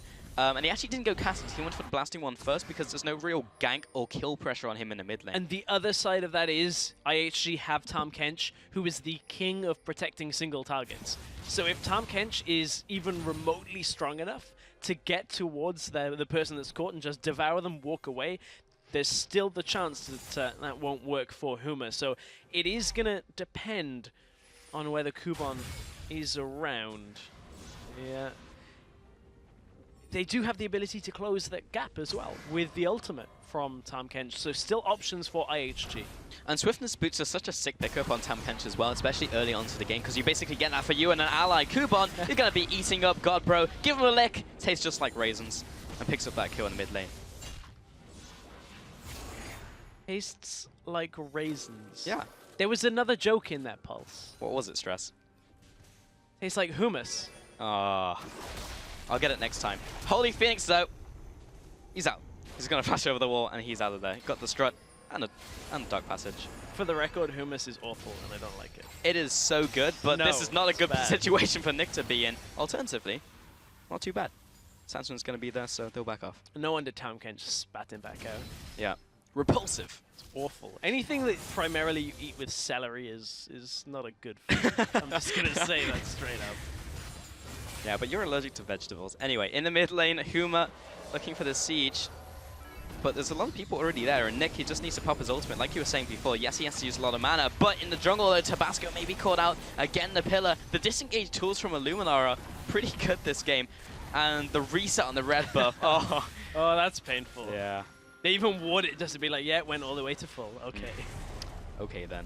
Mid lane, trying to get the siege to happen. Nick did use his ultimate, though, so he doesn't have the AoE anymore, and is just one spell away from his passive. I feel like I've seen this setup before in the last game where Huma are going in. Kuban. He's got Tabasco's back. He's going to be dragged in here, taking a bunch of damage in with the ultimate as well, but he goes straight into the Grey Health. Maybe a little too early as the bullet time rains down, but he still gets away. The entire lineup of Luminar are fairly low. May have to give up this tower. Whirlib was also chunked in that engagement as he took the tower aggro. He has the teleport available, and the rest of Huma are fairly high health, so they can just sit here in front of this tower. If anybody from IHG tries to re-engage, teleport instantly will come out from Whirlib. They'll have the numbers advantage because Tahm Kench backed away without his teleport, so Huma are in a good spot once again as they've extended their gold lead to around about 3k.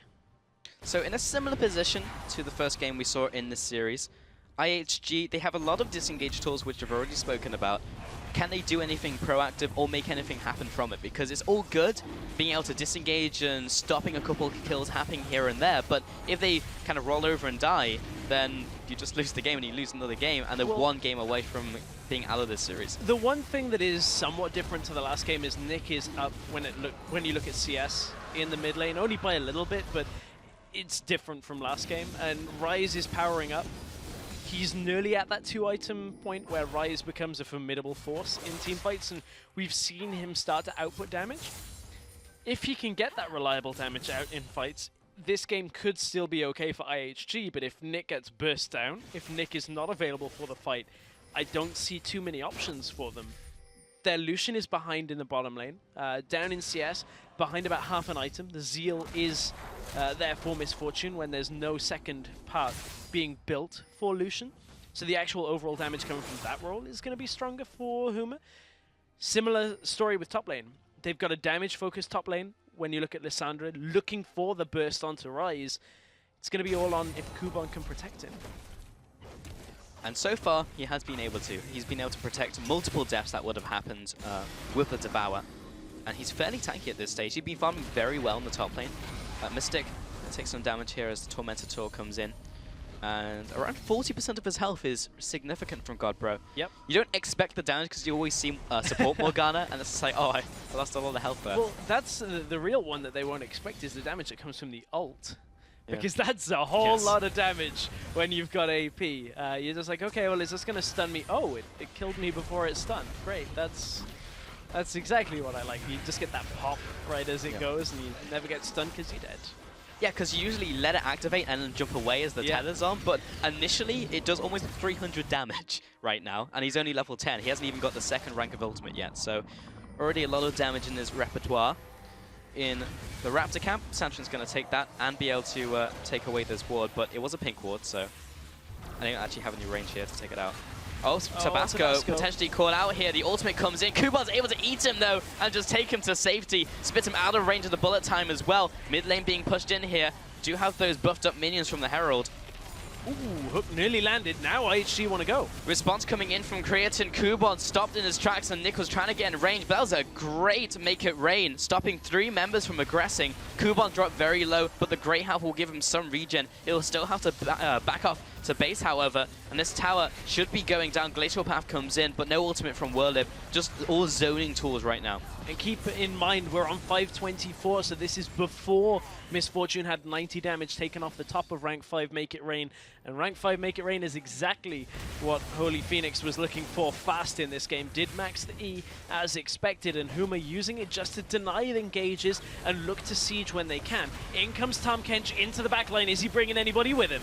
It doesn't look like it right now, and he's already taken so much damage. Goes into the Grey Health, but Godbro immediately bites the dust. Didn't even flash away, got CC'd up there, and Nick was able to unload on him. 2-2 now in the kills. Still behind in this game, though, because IHG still yet to get a single turret. It's exactly what they needed, though. They need Nick to be the one to carry this game on his shoulders. He has to get farmed and get fed in this matchup. Now he's got the first kill, is 20 CS up.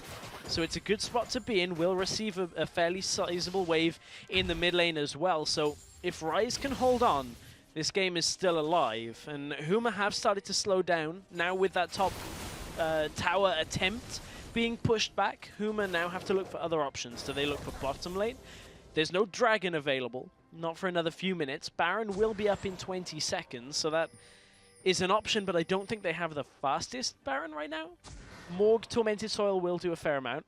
Misfortune, just with damage alone, will do some, but it's not the same as having the likes of like a Callista or anything that has that % damage. Yeah, it's a decent clear on Baron. It's not the fastest in the world.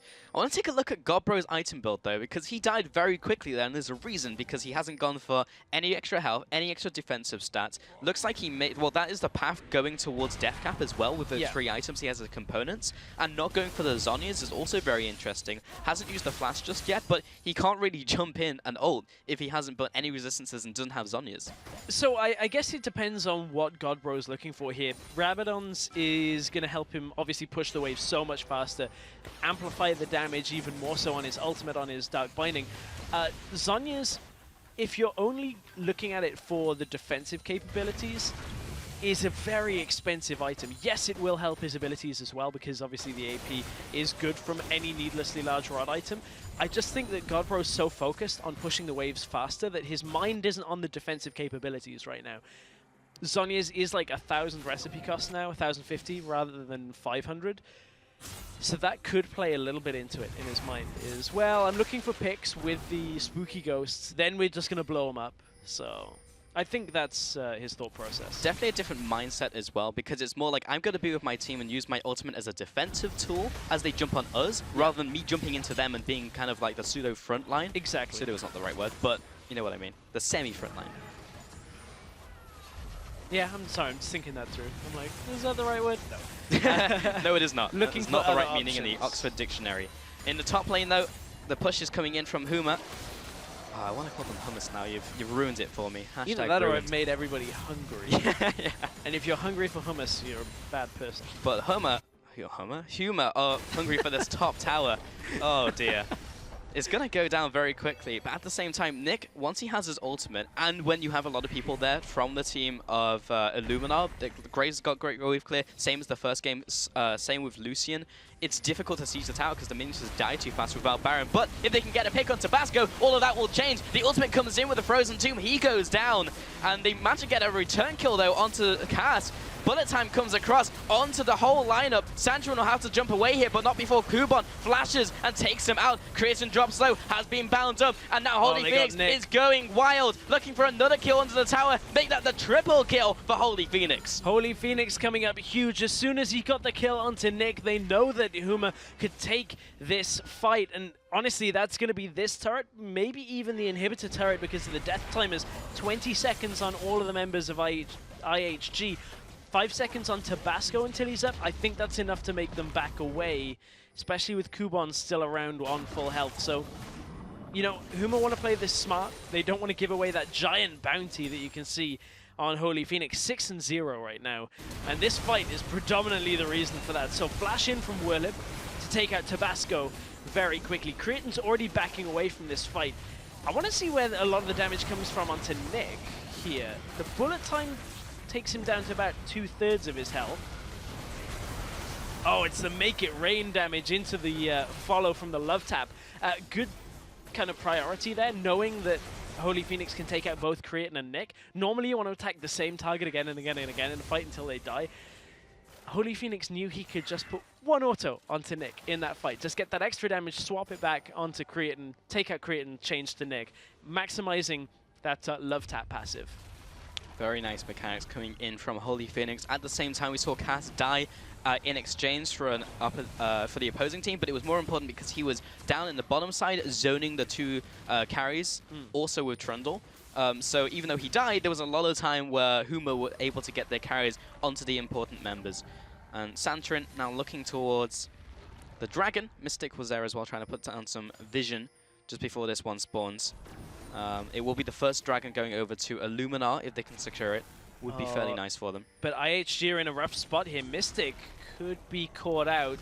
Santorin's looking for a pick. Holy Phoenix getting in position. This is a really rough spot, and he will be going down as the Flay comes in. The bullet time as well onto Nick. He goes down, and so does Nick as well. The bullet time by itself will secure a double kill for Holy Phoenix. Kuban tries to get out of there, goes into the grey health. The thick skin comes in, but Holy Phoenix looks like it's going to be another triple for him. But no, Whirlip comes in and snipes the kill. 3 kills over to Huma. They didn't want the Dragon anymore. They might as well just take bot lane. No, they just want turrets, and they want to end the game as fast as they possibly can. They've still got a while before they can do that, because although death timers are longer, they're not long enough to push all the way through the base. But those are the 6 outer turrets down now for IHG. And once again, they're finding themselves without much of an answer to what Huma are giving them. The answer so far has been Nick on this rise, but in the last 2 fights, he hasn't been able to safely output his damage, and Kuban has either been kind of devouring the wrong people or not even been in the position to devour. Whirlib, on his own, takes a lot of damage off Mystic. Could be a potential pick, but at the same time, Whirler by himself was taking both of them on as they were chasing him down, putting them into his line of sight. We're going to take a look at that pick, and more importantly, that bullet time. So Nick wants to go forward here. The pillar has already been put down. He goes forward and just takes bullet time, pretty much to the face. Santorin in there with the assist as well. And now Kuban, what can he do in this situation as a Tahm Kench? Realistically, nothing. Because Tahm Kench just as a pick, on his own, means very little. Like, there's not a lot that he offers when he's by himself. It's only when you start bringing your teammates around that you can actually get the effectiveness of that kind of pick. And Kuban has kind of struggled in a couple of situations to get himself into these fights at the right time, and then ends up waddling in a little too late. Yeah, he's a facilitating pick, like Lulu. Like, they can do great things by themselves if they get fed, and you can kind of split push, like you can see him doing now, but he's not going to get a lot done because he pushes very slowly. Godbro, though, looking for a pick. Potentially here. Doesn't quite get it yet. Spooky Ghosts have come out. Oh, the Q does not land. Holy Phoenix by himself, though. Culling will be enough to push him away for now, and Santron will block some of that damage. Holy Phoenix should be able to lifesteal a lot of this up, though. Has the Vamp Step on top of his triple core items. Yeah, I was going to say, holy something. With that damage, there's an infinity edge over what Lucian is bringing to the table in this kind of AD carry fight. So, Holy Phoenix and Co are going to start this Baron off. Vision control is pretty much in their favor. There's one behind the pit, and then the blue trinket was used, so I think Huma may think twice about this. Godbro might be out of position here as he went over the wall. Teleporting from behind from Whirlib is what's kicking this off. He's still zoning them away, though. Everyone's grouping up from Illuminar up to the top side of this jungle. That did stop Huma from going for the Baron because they were trying to get the full engage off. They could turn on Kubon here, though. Very possibly. Whirlib comes in, a flash away by Kubon, burning that summoner spell. Quite important if he wants to try and flash save an ally. Again, looking for a pick. Mystic might be the one to go down. The auto attacks coming in from Holy Things are ridiculous. The amount of damage coming out. The Q coming in from Nick, but they just have to put damage down as they're chased in. Santron is going to remain the front line. The bullet time unloading onto this team, and Nick will be eaten up. Kubon trying to get into this base now. Tabasco dropping low as the Make It Rain comes in. No kills actually go down. Actually, Santron was taken out, so advantage over to Illuminar there as Huma maybe went a little too deep. Yeah, a bit too deep there, and Huma, they still are fairly healthy when you look at it. Not healthy enough to do anything rash, like start Baron. They got a lot of the health bar down from IHG. Couldn't really capitalize on anything from that fight. IHG, Whirlib was looking to go in. Now in comes the response with Tom Kench. Whirlib's E is still not available. Comes up right now, looking to get out of there, but there's a stun into the Zhonya's. And he's probably dead now. Yeah. When you have 5 people around you coming out of Zhonya's, that's not where you want to be. And another pick over to Illuminar. Yeah, and it goes to Nick again. Everything in this game is all about keeping Nick relevant, not allowing them to fall too far behind. They are 9,000 gold down and still putting a fight out in this game. Whirlib, no teleport, so can't rejoin his team when he respawns, but it's 35 seconds on him anyway. Hook onto Kubon, that takes a lot of his health away, and he has to go to the fixed skin, so he's going to be losing all of that health. He can regen none of it. And now he'll head back to base with his allies. He doesn't have anything to really regen, so he wants to go back to base really to gear up for a next potential fight. There's a small window here if Huma wanted to try and rush the Baron, but it's more about establishing the vision control. You can see how much is being choked away, and Mystic and Tabasco could potentially be caught out here, but Pillar over the wall will stop them from doing that. I think an attempt at Baron here is a little too risky, just from Whirlib not being available. With him only just respawning, he now has to run up. So it's all just about clearing the wards out, take away as many pinks, stop the blue trinkets from the ward remaining there, and then trying to bait IHG down the ramp. 2 blue trinkets are available right now. One is on cooldown for IHG, so they know. Oh, good attempt there. I was going to say a good flash into a hook, but I preemptively saw the hook coming and it wasn't there, so not a good flash. Yes. Just used for nothing. Yeah, unfortunate, but still, now the Baron's been started off, there has been blue trinkets out, so IHG know they're on it, but maybe Huma can turn here as Mystic, once again, trying to act as the front line, but isn't all that tanky. And Huma head back into the Baron pit.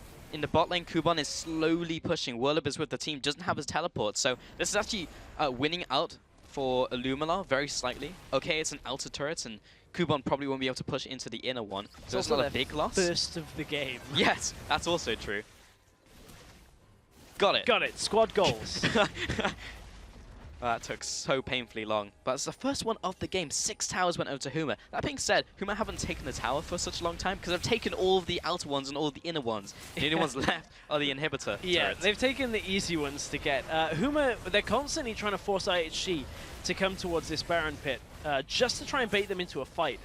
We always talk about how Baron is kind of an option that a lot of teams flounder on, but now they've forced IHG's hand. Baron is already down. And Illuminar are too slow to come in. With the bullet time coming out, the auto attack comes in, and that'll be enough to take out Mystic on the retreat. Kubon has to try and get away here, and the rest of the team, there's no time to save you now. Tabasco jumps over the wall, but into enemy territory, trying to get the kill onto Jusui Cass as Tabasco leaves the fight. He will be able to head back, wants to clear out that ward as well. Godbro has been sighted out, but he will be able to interrupt the recall from Tabasco. And that's all they really need right now because so many people are dead on the team. They can push down the middle lane. He's just playing peekaboo right now. It's like, Reminds me of Airwax with the Prey Seekers. Yeah.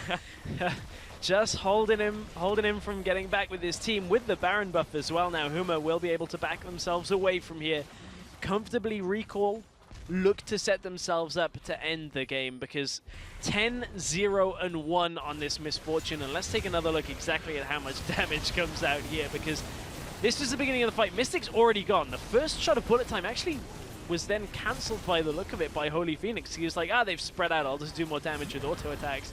So starts running around just trying to pop people.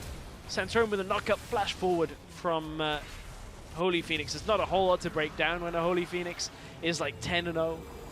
Everything's like, well, there's some damage. There's some more damage coming out of this. And they're all dead.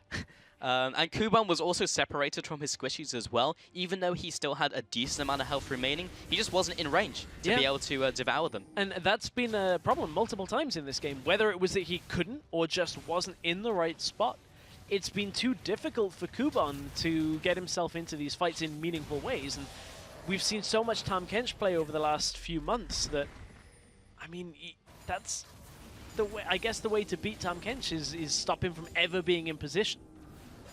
And this game is not going to be a perfect one for Huma. In the first game, they went 11-0. This time, they lost 2 towers. Though, so. They did, yes. So not the perfect game. In terms of kills, at least. This game, they lost 1 tower. And the game is not over yet, but it looks like it's about to be. As Santorin's pushing down the mid lane, the rest of the team pushing in the bottom lane, going to completely ignore top lane, which is pushing away from them. But even in these 2 lanes, it should be enough for Huma to close in. Here come the spooky ghosts. Call Luigi, we need the poltergust.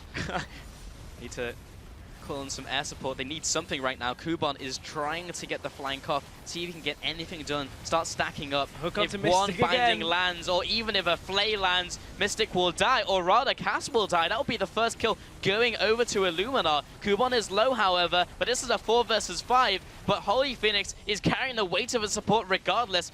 The smoke screen comes down, and Tabasco putting some more damage onto the front line.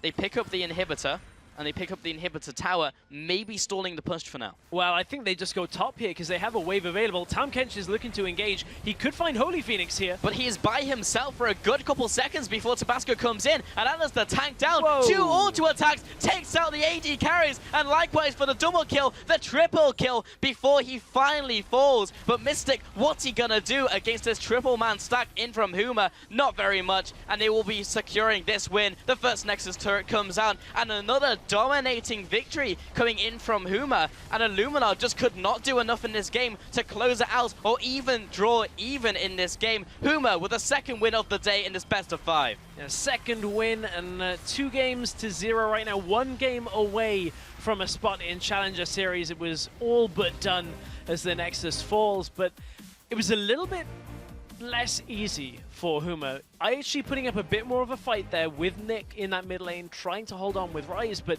the lead that Holy Phoenix got in the bottom lane was just far too much to handle. The first few team fights always getting 2-3 kills. And man, becoming like 10-0, 11-0, I think at the end of it, if he was 10-0 before it then gets a triple, ends that game like 13-1. Yeah, and remember what we said before this game started, don't give Holy Phoenix misfortune, because that happens, and it's not very fun for anyone apart from Holy Phoenix, who just gets all the kills. But yeah, it was definitely a harder game to win, and you can see the same mindset in mind for Illumina, because they went for another scaling mid lane. Caston wasn't able to do that in the first game. Ryze had some wave clear and was able to start stacking up, but it simply wasn't enough. The damage, we saw 1 bullet time, took him 100 to 0. Yeah. And when you get to that point, what are you going to do as a mid laner? I mean, as a Ryze at that point, I don't really know. The only real option would be to take a longer range mid laner, somebody like an Anivia that is available.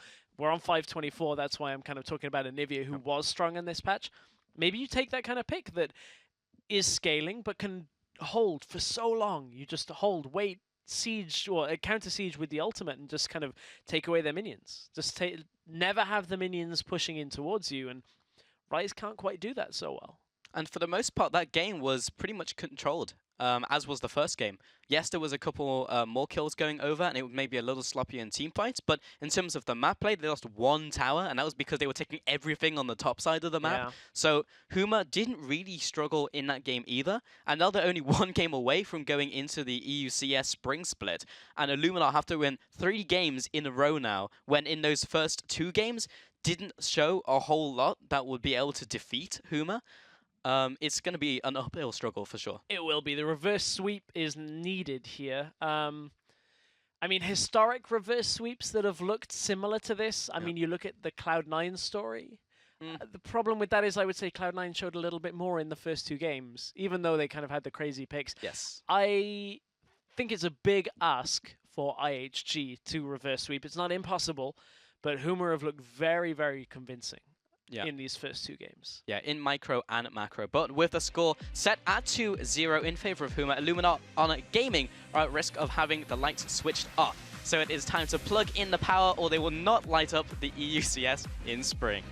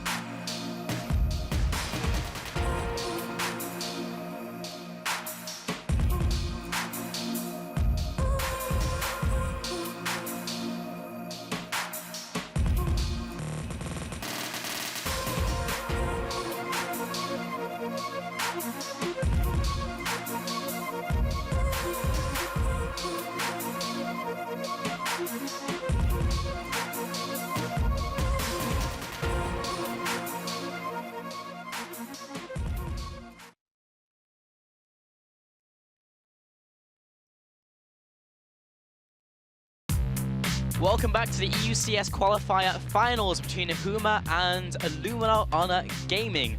And we're only one potential win away for Huma before ending the series. I've just understood the joke of Illumina and the lights. We had 3.5 minutes, took me Stress. So my brain, sorry, this is completely Yeah. wildly off topic. It's only when he said Illumina Gaming that I'm like, oh god, that's what it's about. So I've been speaking to people because I need to put up lights in my apartment. I was like, is this just people joking around that I... Anyway, let's get on with the show. Let's get on with the show because this is do or die for IHG. If they don't reverse sweep, they don't get a spot in Challenger Series for Spring Split. So there really is a lot on the line here. Yeah, it's going to be a big ask because the first 2 games were one-sided, to say the least, over to Huma. The second game was better, but it needs to be way better in the third game if they're to pick up a win because Illumina, they showed signs of life, but they had basically the same type of idea in terms of composition in the second game. They had another mid laner who wanted to scale. Okay, the top laner was a facilitator in terms of Tam Kench wanting to save the carries versus Graves, which was another carry but just didn't work out. And Kuban had an okay performance in the second one, but I wasn't blown away by either performance. No, to be honest, I wasn't really blown away by much from IHG in 2 games. The one thing I think you can hold on to is that Nick on Rise was getting himself into the game. He was getting kills, he was ahead in farm, but it wasn't late enough into the game for Rise. He wasn't far enough ahead that it was enough to hold IHG in the game. Honestly, we haven't really seen too much from the players like Cretin in this series either. He's just been getting dominated by Holy Phoenix. Yeah, I mean, like, what is a moderately fed Rise to an extremely fed Misfortune who's going to bullet time you 100-0? I actually want to take a look at one of the replays from last game, which is the top lane pressure that Huma gets before they pick up these kills. Yeah, so at this point you can see Holy Phoenix has his first kill, is up 16 CS and has the damage just to pop out the Trundle. At this point, this was how they were kind of setting up these early game pushes onto towers, just making sure that they took somebody out, and then they always have the numbers here. Kuban's down in the bottom lane, has his teleport, isn't likely to use it offensively here in any kind of capability because Huma have already got the presence around this turret, so not really too much to do if you're on the side of IHG at this point other than back away, or if you're Cretin, stand under the turret and get popped by a lot of damage here, but Kuban was able to hold him in position and Cretin backs away.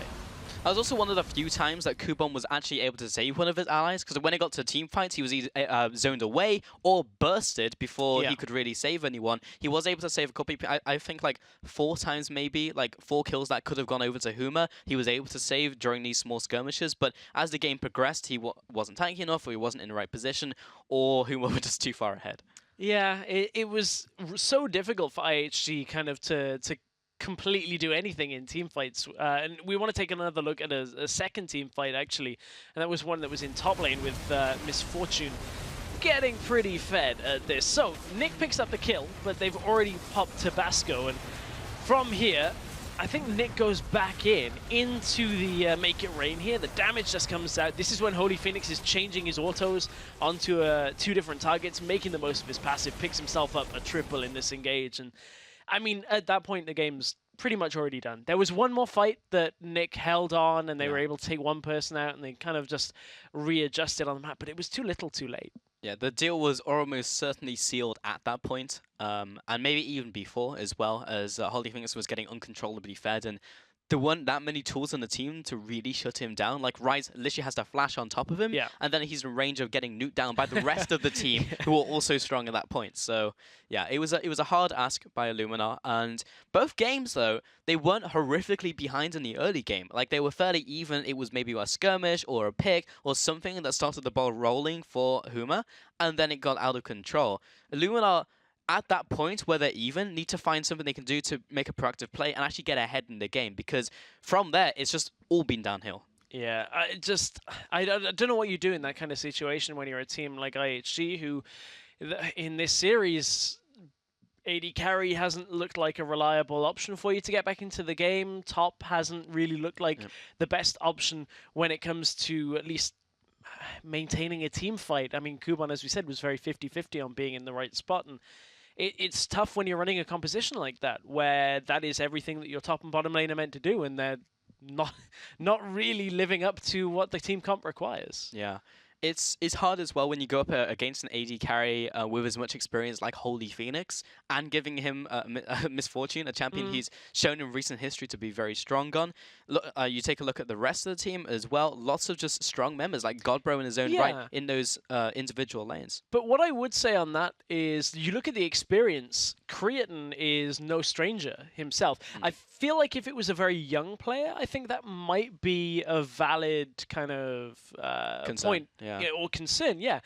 Creatine is a player that's been around a lot, so I don't feel like experience should really be a negative in this factor, but I can understand exactly what you mean when it comes to Holy Phoenix lane dominance. Yeah, and also in the other roles as well. There is some people being outclassed in terms of that, but absolutely, it comes down also to the talent right now and what these players can offer. Our question at the start of the day was whether Huma was able to actually, as individuals, be able to come together as a team. And so far, yes, they have. They've been able to come together as a team. They have been. Don't believe your eyes too much. Just Weecast is not playing AD carry in this game for Huma. They are just in the wrong spot. Yes. So don't be fooled. Don't be fooled when they swap around. At least I'm assuming going into the game. Maybe are they Giants? Pepinero just swaps with the AD carry. It's like, all right, boys. I want to challenge Reckless to a duel. You don't even know how much that messes up things, like the stats in the background, where it's just like looking at AD carries and all of a sudden there's a Lulu that Adri played, and I'm like, Spellsy just like Hulk smashes his desk. Oh yeah, I've got that vision in my head now. Just getting so infuriated. That's not an AD carry. That's not an AD carry at all. And so far, we've had one AD carry ban, or maybe two. Kindred has seen some play in the AD carry role, but pretty much the same as we've been seeing in previous games. Misfortune going to be taken away here on the side from Huma, so taking away from Holy Wings, but they did this in the first game, so they wouldn't give it over to Creatine. No Morgana for the flex, whether it's support or mid lane, so IHG clearly feeling like it was a problem, even though Godbro was behind in that matchup. Just in general, the Morgana was doing way more than the Ryze was. Dr. Mundo was the final ban as well, saw that in the previous games. Corki's going to be the first pick coming in from Illumina. I like it. Yeah, it's a flex. I want to see if it goes on to Nick or Creatine. I would be interested to see if it goes on to Nick, because that's a different playstyle from what they've been running in the first couple of games. Instead of scaling, going for proactive plays and making something happen in the early and mid game. But I think that's what they need. Yeah. To completely change everything up, I think, is the right game plan here for IHG. Nothing they've thrown in the first two games of having the same playstyle has worked. So let's go with a strong pick that we can flex as our first pick and allows us to do a lot as a team as the game opens up. Here is the Trundle that was banned in Game 1. We saw it Game 2 on IHG. It was IHG that previously banned it away. So let's see what Just Weecast has to offer. On that champion, yeah. It could be in the top lane sometimes. Is a possibility, but we're not sure yet because it is a flex pick. The more you say that, actually, it's a World Lib champion. Yes. It's very much so a World Lib champion. It's like, are you gonna play a tank? I'll crush you. Yeah. It's like, oh, it's a single dueling kind of champion like a Jax. That same sort of thing. And also from what Kuban's been picking so far, he's picked up the Tam Kench, he's been picking up tanks and the Graves as well. Kuban, back in the day, big Irelia player. So that is not a carry, and Irelia would do alright, but I think Trundle still wins that matchup. Fiora is still open, wasn't picked up in any of the previous games, and surprisingly for me, because I still think Fiora is amazing right now, but just hasn't been picked up. Maybe the right scenario hasn't been picked up for these two teams. The type of composition they wanted to go for didn't really fit a Fiora into it. What's for certain is the Rek'Sai has been picked up with the Braum, and Lissandra on the other side, waiting for the next pickup from HMA. So, we saw in Game 1 IHG with the Graves, and then Game 2 IHG with the Graves. Now it's gone over to Santorin. Could still be top. Santorin's more of a support jungler, and I don't think Graves fits that role. We saw yesterday Banditos trying to play the Graves out of the jungle, and the lanes lost, and it didn't work because you need everything to be ahead. I don't have the concern of the lanes losing, I just have this conflicting play style here if that does in fact go to the jungle, which with a Trundle and a Lissandra and a Graves, those are all three that can fit in if a jungle gets locked in last, but I assume it's going to be Graves jungle here. Yeah, that would make the most sense, but everything can still swap because of all the flexes. Kalista was the other pickup that we're going on to hit Holy Phoenix. Picked that in the first game, did pretty well with that pickup, had that with the Morgana. And next two pickups from IHG. The Hover of the Fiora if it is the top lane Trundle, would do better against it, but you can't say for certain it's going to be the top lane Trundle. And also the mid lane, we're talking about it potentially being a Corki, but again, that could flex into the AD carry, and with both of those locked in, we have the whole composition. Yes, the composition is pretty much an obvious one now for IHG. Yeah, Fiora in the top lane, AD carry will be Corki, LeBlanc in the mid lane, and everything else fits. I don't mind the Fiora pick. I think it's still fairly strong. There's so many options for Huma, though, to just go, okay, we'll put the Lissandra, take the skill matchup. We'll put the Trundle there. I would assume that is a skill matchup as well if you riposte the pillar. Yeah, I wonder how that matchup goes. Haven't seen too much of it, and there's another flex pick comes out as a Poppy with the last lock-in. So that could be a jungle Poppy, could be a top Poppy, could be a support Poppy. Knowing Europe, it's been predominantly support. We've seen that in a couple of different regions. I think Mata played it in the LPL as support as well. Other regions, LCK, LPL, have tended to favor it in the top side of the map, whether it was top or whether it was jungle. Cass is hovering over it, or at least is sitting on the champion right now. So yeah, so have to assume it's support. That means the Trundle will be in the top lane as well. The Lissandra goes to the mid lane. The AD carry is on Kalista. So we'll go to much Holy flex. Phoenix, and then Santra will take the Graves. Okay, that makes sense. There we go.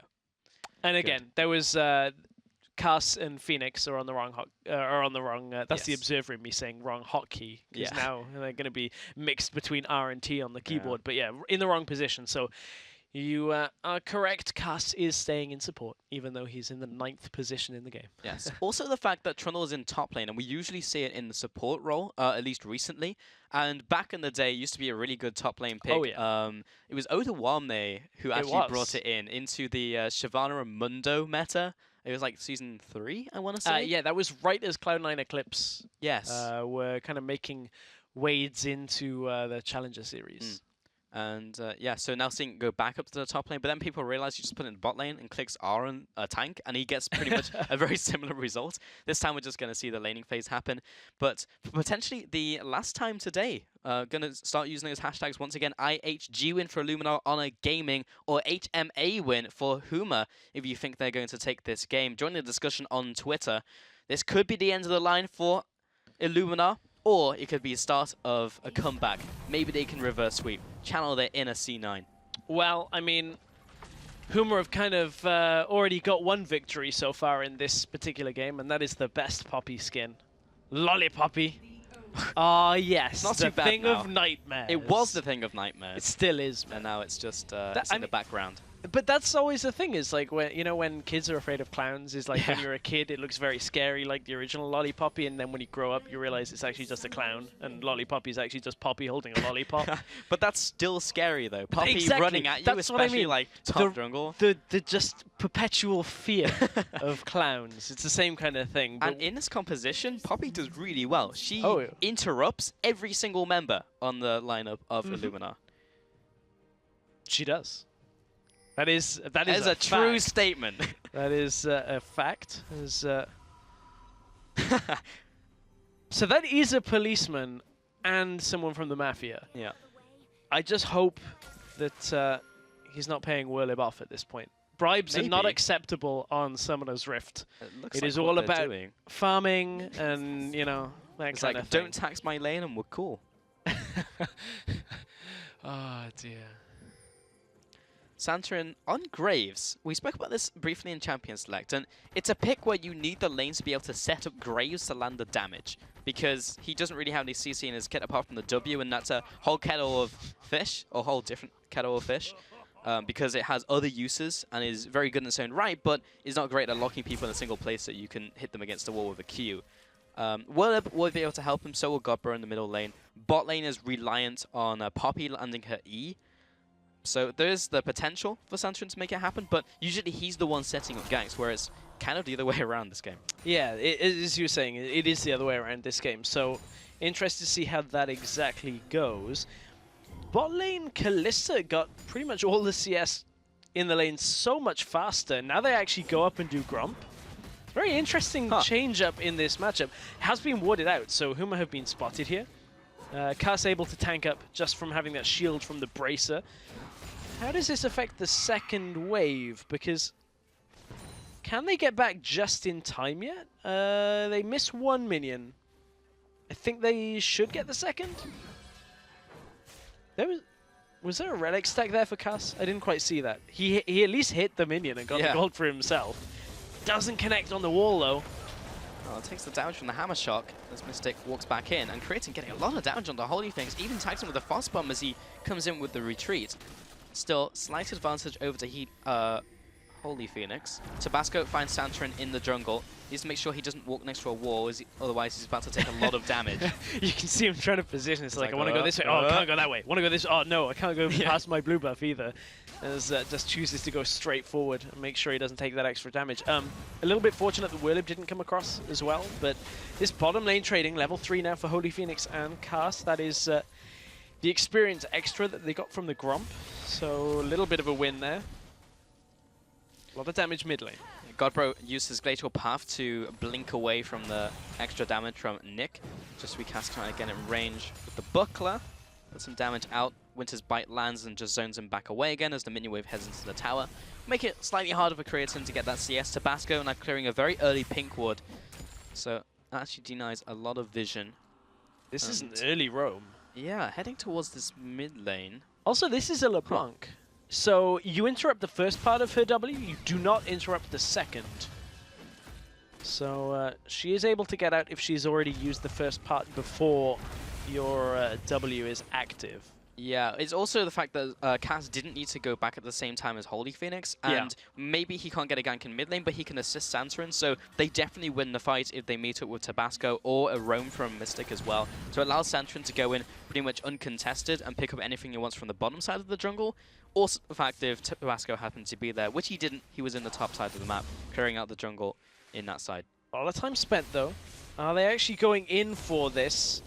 Good cancel. That was fantastic. The W comes up, stops Nick from getting out of there. He'll flash away and using that second of stealth to run to his ally Tabasco, who is there, but also very low. Santorin still following after Nick, and Tabasco is like, see you, you're on your own. And he'll be walking into enemy territory, lands the ethereal chains, I think he gets and will look for the execute.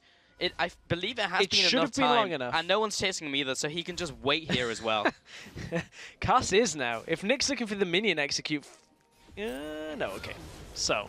Well played by Nick. Yeah, that was well played to get out of that. Really nice cancel on the W, though, but too many of the gap closes we used by Huma early on couldn't really stop him, and then the protection that Tabasco had was nice to get away.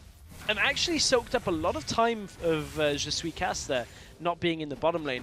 On the other side, though, IHG were able to back in their bottom lane as well, get the makings of a Phage. Interesting that it's a Phage they've gone for, and not on Creatin and not a Sheen. A lot of times you'll see Sheen first, just for the damage follow-up. Get that Sheen proc after the Phosphorus Bomb, and then just trade very heavily. I feel like the reason is here, Creatin doesn't want to die too quickly if he gets stunned, has opted for the parts of the Phage. Top lane though, Whirlib did go for this Sheen. Usually you see the Phage on him as well, but feels very confident in his matchup. Also dealing extra damage against Kuban in those trades may actually give him the slight edge. Kuban hasn't completed his Phage either. Godbro, a lot of damage from Nick, doesn't have Mimic yet, so he won't be able to full combo him, but chunks him down to the point where he may be in kill range as he hits 6. Also, look at Godbro's itemization. Very rarely you ever see somebody go straight at blasting one first. I mean, Lissandra does have the ability to sustain herself on mana when it comes to her passive. Obviously has with the one spell every, I think it's 15 seconds for free. Yep. And then you don't really need the extra mana regen, so you can't afford to go straight AP. Will make her weaker when it comes to trading, though, on her own health. Nick jumps in instantly, Godbro with the ultimate, stops the combo, and also deals a lot of damage in return. Pops him into his passive, the mirror image, but he's still able to pop his potions to bring himself back up. And that's Nick going aggressive when the ultimate wasn't available for himself. Nick was only level 5 into the level 6 Godbro. Kuban goes aggressive. Whirlib gets the tower first. Grand challenge comes out, and the challenge has been accepted here. Santorin is able to put down the damage. The heal zone comes up. Tabasco may be caught out here. Godbro does not have his ultimate, but gets the slowdown. Whirlib will not have enough mana for the pillar, and Santorin simply cannot get in range to unload his damage on Tabasco. The recall coming out by Godbro should be interrupted disrupted here by Tabasco. Nick's now he's coming still up. looking for the follow-up as Nick is roaming in from the mid lane. The ward comes out for the teleport as well from Fiora to rejoin the fight, and the disengage, will it be enough? Sanchorin looking for the kill here. The rebound on end of the line, and Nick should be able to close in here with the rest of his team to pick up the kill on Santorin. He doesn't really have anything left in his arsenal. The knock-up, the first blood, over to Tabasco. Godbro managed to recall out as well, I think, as he was stood in the middle of the lane. So Huma used a lot to try and get kills. They got a tower, which is the big factor there. But first blood goes over to IHG. Still Huma with the lead. Cass is in a bit of trouble. Valkyrie forward, but no damage follow-up. And, I mean, that's one of the problems with going for Ruby Crystal and a longsword over Sheen. We'll get back to that one in a second, but there was some action in bot lane we didn't quite catch. Yeah, so we will take another look at that. Cretin gets himself away. Holy Phoenix, where was the damage follow-up? Because I saw him running out with a fairly low amount of health. Exhaust comes out. Oh, he flashes under the turret. That'll do it. So I guess the other reason for Cretin perhaps going on to the makings of the Phage is that when you look at bottom lane, the makings of a Phage are better than the makings of a Sheen. If you can only afford the components and not the full item. In general, Corki with an Amp Tome and a Mana Crystal isn't exactly that effective, so that may be the reasoning behind that for Cretin. Yeah, Phage is also just a solid first item because it gives you extra tankiness and damage, while all Sheen does is give you more ability to deal damage. I like it, though. I like the more damage aspect. It's Q auto follow-up is so strong. That's true, and Cretin agrees with you as well, because he's actually just going to go for the components of Phage and then go into the Sheen. Yes, so he's gone for winner, the best winner, of both chicken dinner. worlds. Stress comes out ahead in this one. Well, the one place I didn't come out ahead on, apparently, was my revelation on hummus, because I got a couple of tweets that people did not like me condemning people for hummus. And what I say to that is the people that enjoy like celery with hummus are probably the people that open a bag of crisps and are like, ooh, there's a whole lot of air in there. Tasty, tasty air, because that's all celery is. It's air and water. Anyway. That's my rant over. I'm sorry, Twitter people. Hummus is bad. But IHG, more people angry. It's great. If there's ever anybody in the world that does that with crisps, I don't really have words for that. But Tabasco gets denied off the top with Willib returning to lane. But will end up swooping at that ward. Takes that ward. 15 gold in the bank. Bot lane. That was the Phoenix. package. It was the package. Just going to use that one to clear out the crooks real quick. May have been timing out. I hope it was timing out, because that's not the way you use that one usually. But I mean, it is early on in the game. So using the package early is a lot more difficult to get it to work, but I can see why in this laning phase they probably wouldn't want to go super aggressive. However, Santorin is down here. Double ward in the tri-bush as well. Got to make sure you got all of that vision. Huma are looking to push the turret. Oh, Cretin even took the damage off that. Yeah, walks back into it. Cass just hit level 6. Mystic did the same, actually, off that minion. Santorin is there. Tabasco has read this, though.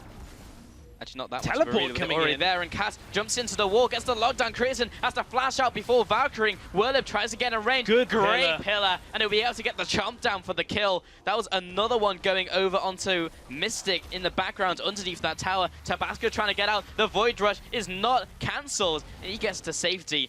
And Gopro was almost in position to catch him, if only he knew which tunnel he was going to. Yeah, he was trying to just accept the Rek'Sai as he came into the jungle again, but interesting thing to keep a note of, teleport wasn't used by Kuban because it's not available. Still, Kuban, after teleporting to the top for that engage earlier, was not able to get down to the bottom side to cover it, didn't really extend a farm lead, has pushed up to the turret and is going to try and equalize it, but this is an outer for an inner and an outer here, as you can see Willib is able to take down that turret. I'm not sure about this engage by Tabasco. Takes a lot of damage in from Holy Phoenix.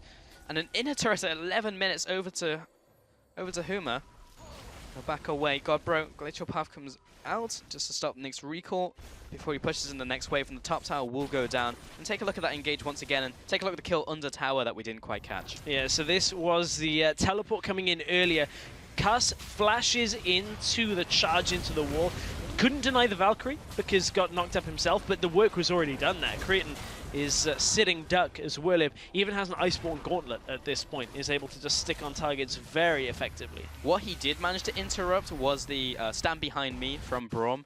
and he wasn't able to get the shield up so he could block the damage on his AD carry, and ultimately that was enough of a difference so that Whirler can walk up and chomp down on Creatin to pick up the kill. So still, Steadfast Presence, very strong as a skill. Another thing we saw in that kind of sequence of events that maybe people that haven't been tracking all of these games over the last 2 days, as a reminder, we're on 524, which is why you saw Trundle use his Q on a turret and it actually applied the amplified damage. That was patched off in 6.1. Of course, this was the patch 524 that the semi-finals was played on, so we wanted to keep that for the finals as well. We are in game 3 of a best of 5 as well, so potentially here, Huma could be looking at a 3-0 if this game continues along the same path the last two had, and it seems to have started that way. That's also the reason why we're seeing Trundle top in this game versus support, because in 6-1, there's a lot of reasons why he can't really do that anymore. Now Godbro, a lot of damage in the mid lane, Creatin with the follow. Godbro will have to flash away and go into his ultimate. Nick is hanging around to potentially pick up this kill. Just Weakcast is there to try and defend him. Fate's Call will protect the support. Whirlip now comes in and is able to get the CC up with the pillar, but he's going in the bouncy castle and gets readmission back to the turret. Creatin tries to protect his support, but is not able to do so. 1-0 over to Huma. 1-0 trade just by knocking Kubon all the way out of the fight, reduced that entire threat. As Huma are looking to continue towards this fairly low health turret here. It's the team with Court Gear getting sieged on now. Godbro has to be careful, he's fairly low. Kubon's going in. He doesn't have any defensive tools. Great Steadfast Presence, stop Nick, but he still has another Mimic to come in and finish off Godbro with a Sigil of Malice. Now Tabasco goes into the bottom side of the map, but it's rendered by Holy Phoenix picking up that kill. And Huma, they do lose one there from Godbro, who finally fell, but they pick up more overall. Let's take another look at the beginning of the last fight. This was Nick going super aggressive onto Godbro, managed to just weave the chain in between the minions there. Good ultimate on himself to hold himself alive, and Cuss tries to play blocker now of any further rockets that come through.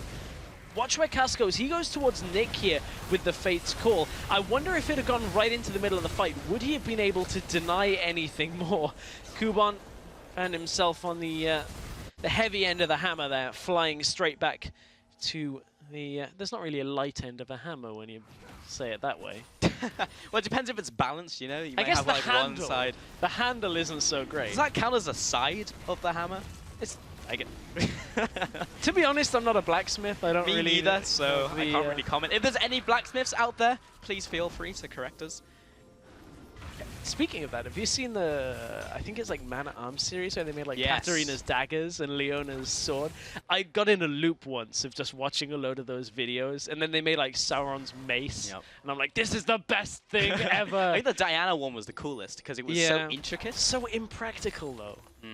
So impractical. Well, they destroyed a watermelon, so... Yeah. Well, that's what you're looking for from a sword, to be honest. Yeah. I mean, Trundle in this situation just has a club, like a truncheon, because he's Constable Trundle. It is my favorite Trundle skin. Okay, So, not quite as effective as a sword, but yeah. I guess it's actually a lollipop in this. I mean, we already touched on that. It's not a hammer after all. Yeah. That changes the game completely. It does. Oh, Holy Phoenix taking away the red buff. 15 minutes into this game. Feels like this has been a much longer game because of the amount of action we've had so far, but only 15 minutes in. Tabasco and Nick are going to see this pink ward. No, they're not. They're going to go top lane to try and kill Whirlip, and Nick is not going to get in range, and they're not going to clear out the pink ward either. I guess they just walked past it and didn't notice. Yeah, they didn't really get too much from that. There's a Spooky Ghost come out and don't really get too much. Well, 2-4 currently. Huma still lead this game. That's another turret going down. And mid turret is also being sieged by Cass and Phoenix. Tabasco and Nick looking for a potential flank. Santrin and Godbro are there. They need to get some CC down. Kubon, meanwhile, is taking this bottom turret. He doesn't have teleport. This will be a 5 versus 4. That being said, Trundle is off to the side. There's the package. They forced it out from Creatin as well there. That's not going to be available for this fight. Whirlip trying to deny Nick on the top side. Cass is fairly low though, so I think Huma have to kind of readjust and look at this fight in a different perspective, because now with Kubon on the bottom side, doesn't have TP. He showed again without TP. Yeah, but everyone's already recalling or taking objective. The Rift Herald is going down, and this is not a beneficial trade for Huma. They take the Herald. I don't think they'll even get the buff either. Holy Phoenix is caught in the pit. Just Cat brought in with the Fate's Call, looking for the knockup. Steadfast Presence comes down over the wall. Is Godbro. They pick up 1 kill, 2, made that 3, and Nick can't even jump into the fight. And Cars grabs the buff from Rift Herald again. Man, that was a sick play. Whosoever wields that hammer is able to control the Rift Herald at this point because they managed to pick up that buff.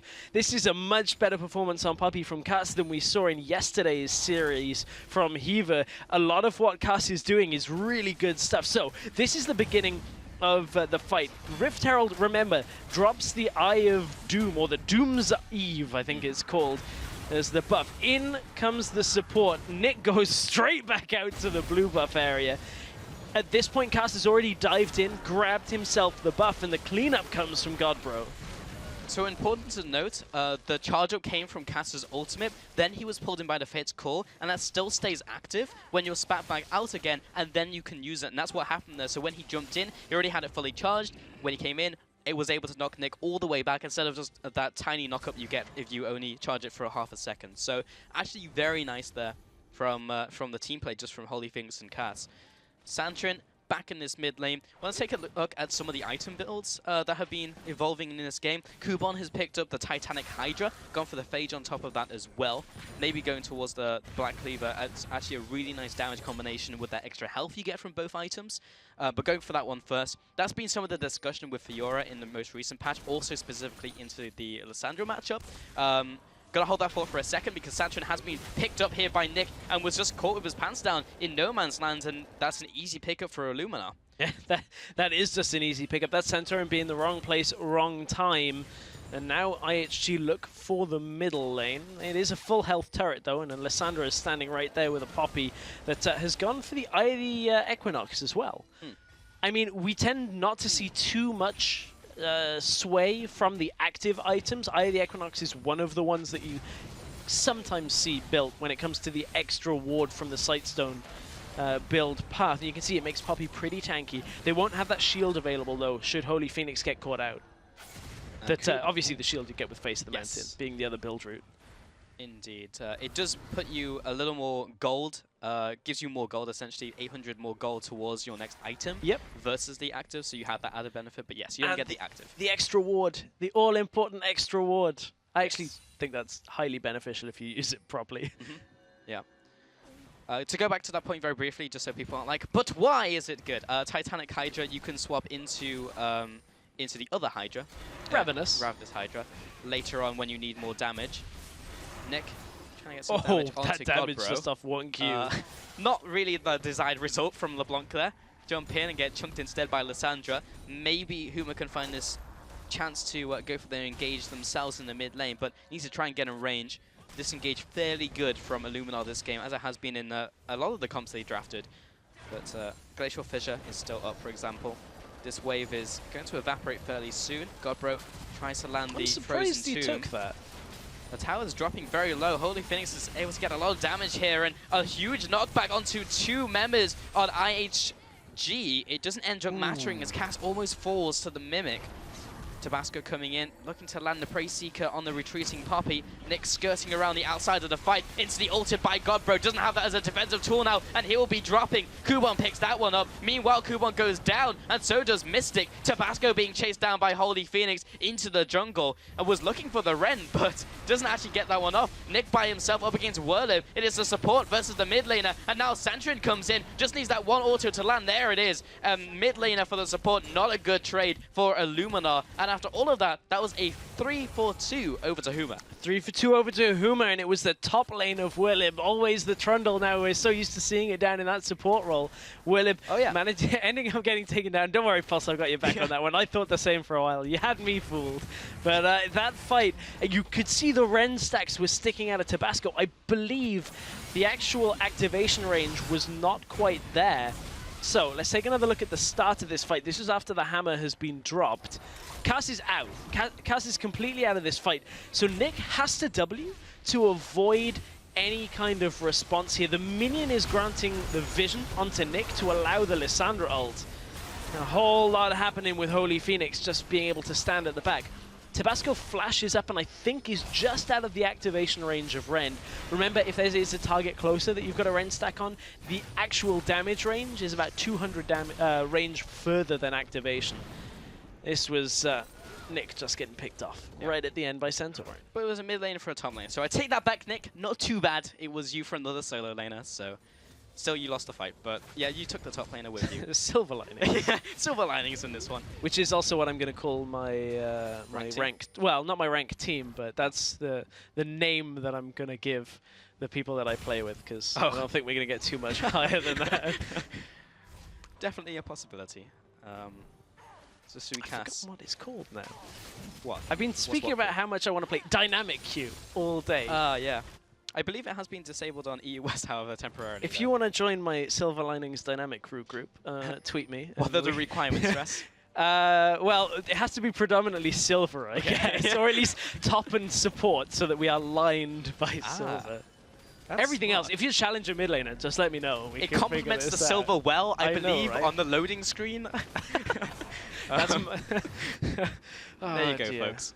But Mystic coming down here, trying to steal the dragon with ambitious Winter's Bite. Godbro was thinking about using his ultimate there, but with the backup of Tabasco and Creatin being in the mid lane with the package, wasn't really going to go for that right there. Holy Things is going to aggress onto him, but takes an auto and a couple spells, which will result in the Thunderlord's proc.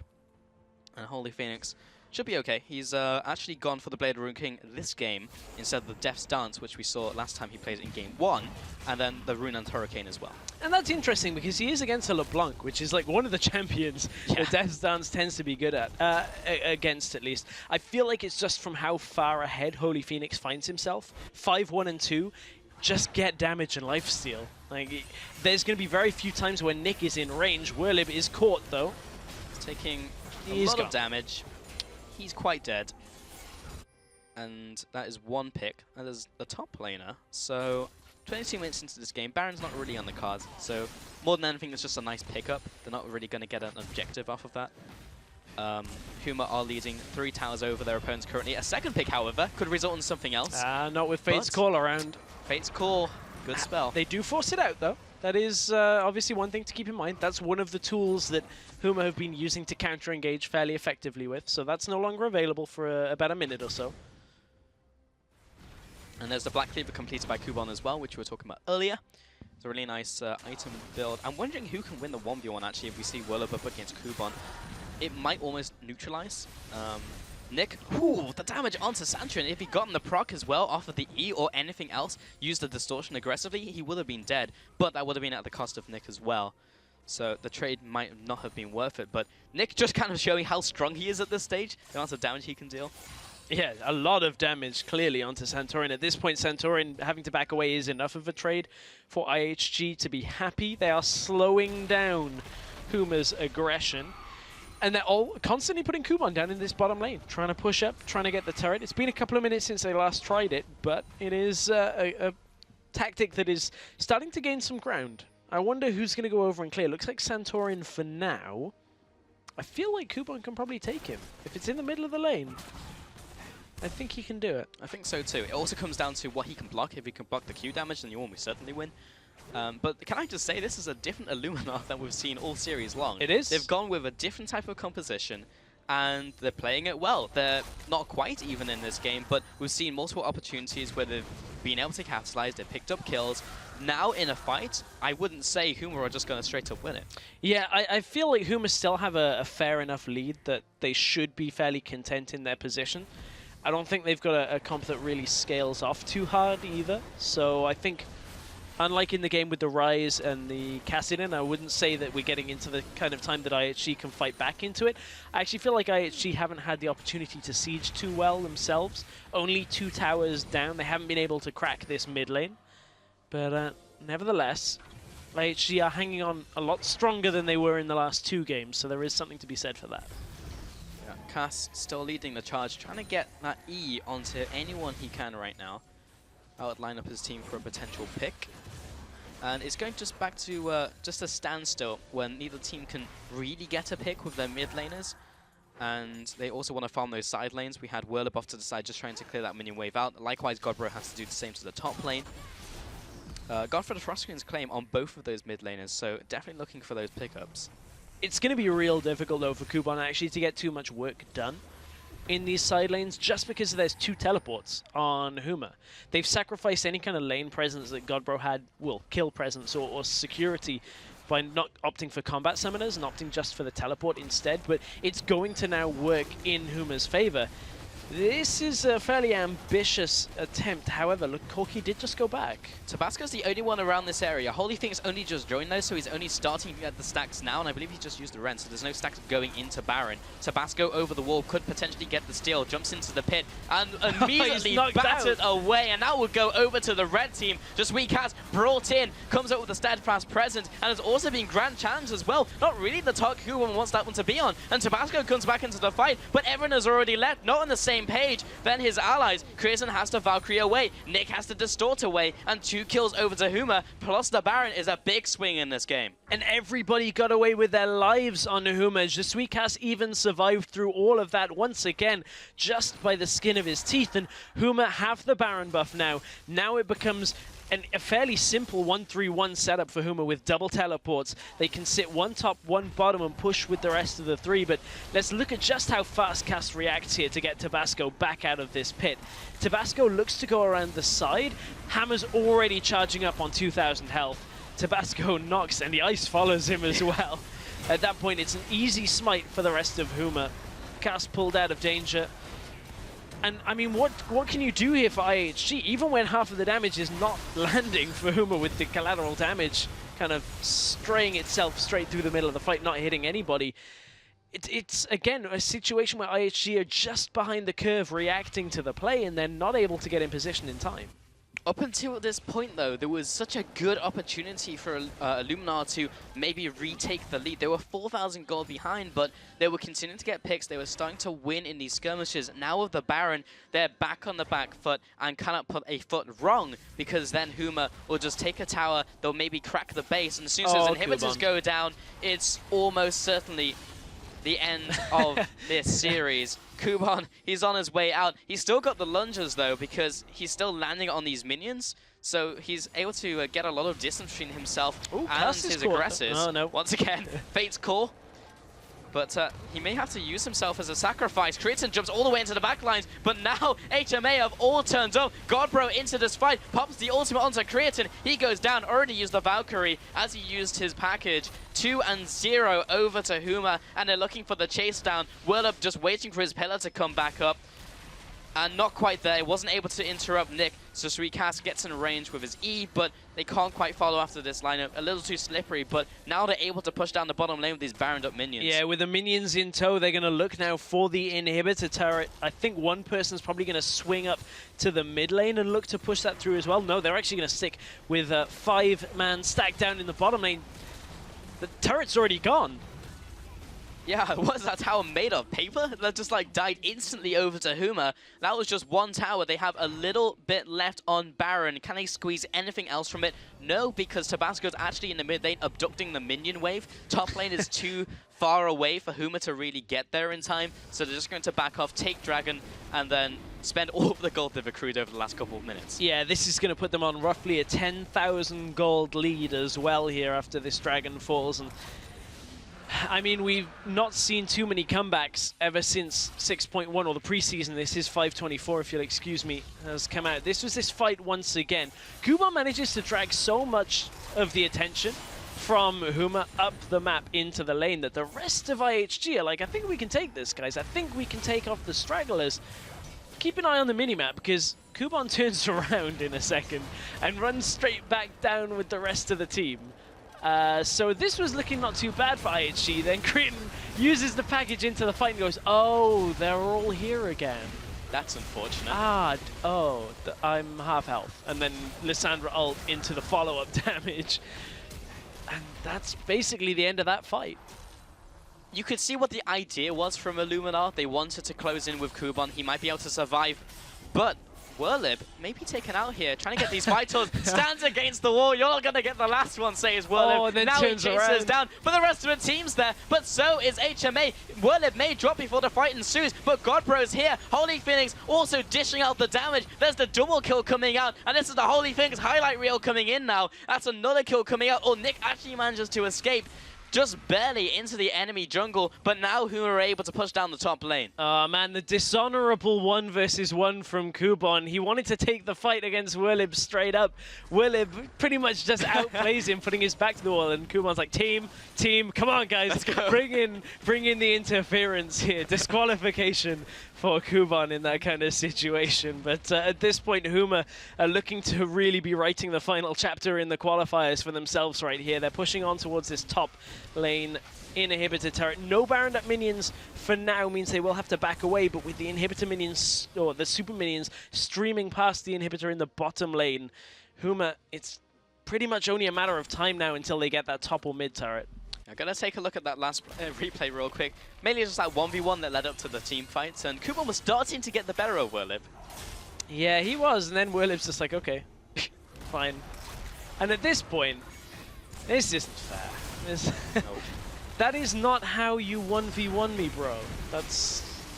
I'm just thinking back to like All-Stars, if that happened. It'd be like interference, comes out of the crowd, jumps on, plugs in a second mouse, and yeah, not good. Ganks them on Howling Abyss. Yeah, exactly.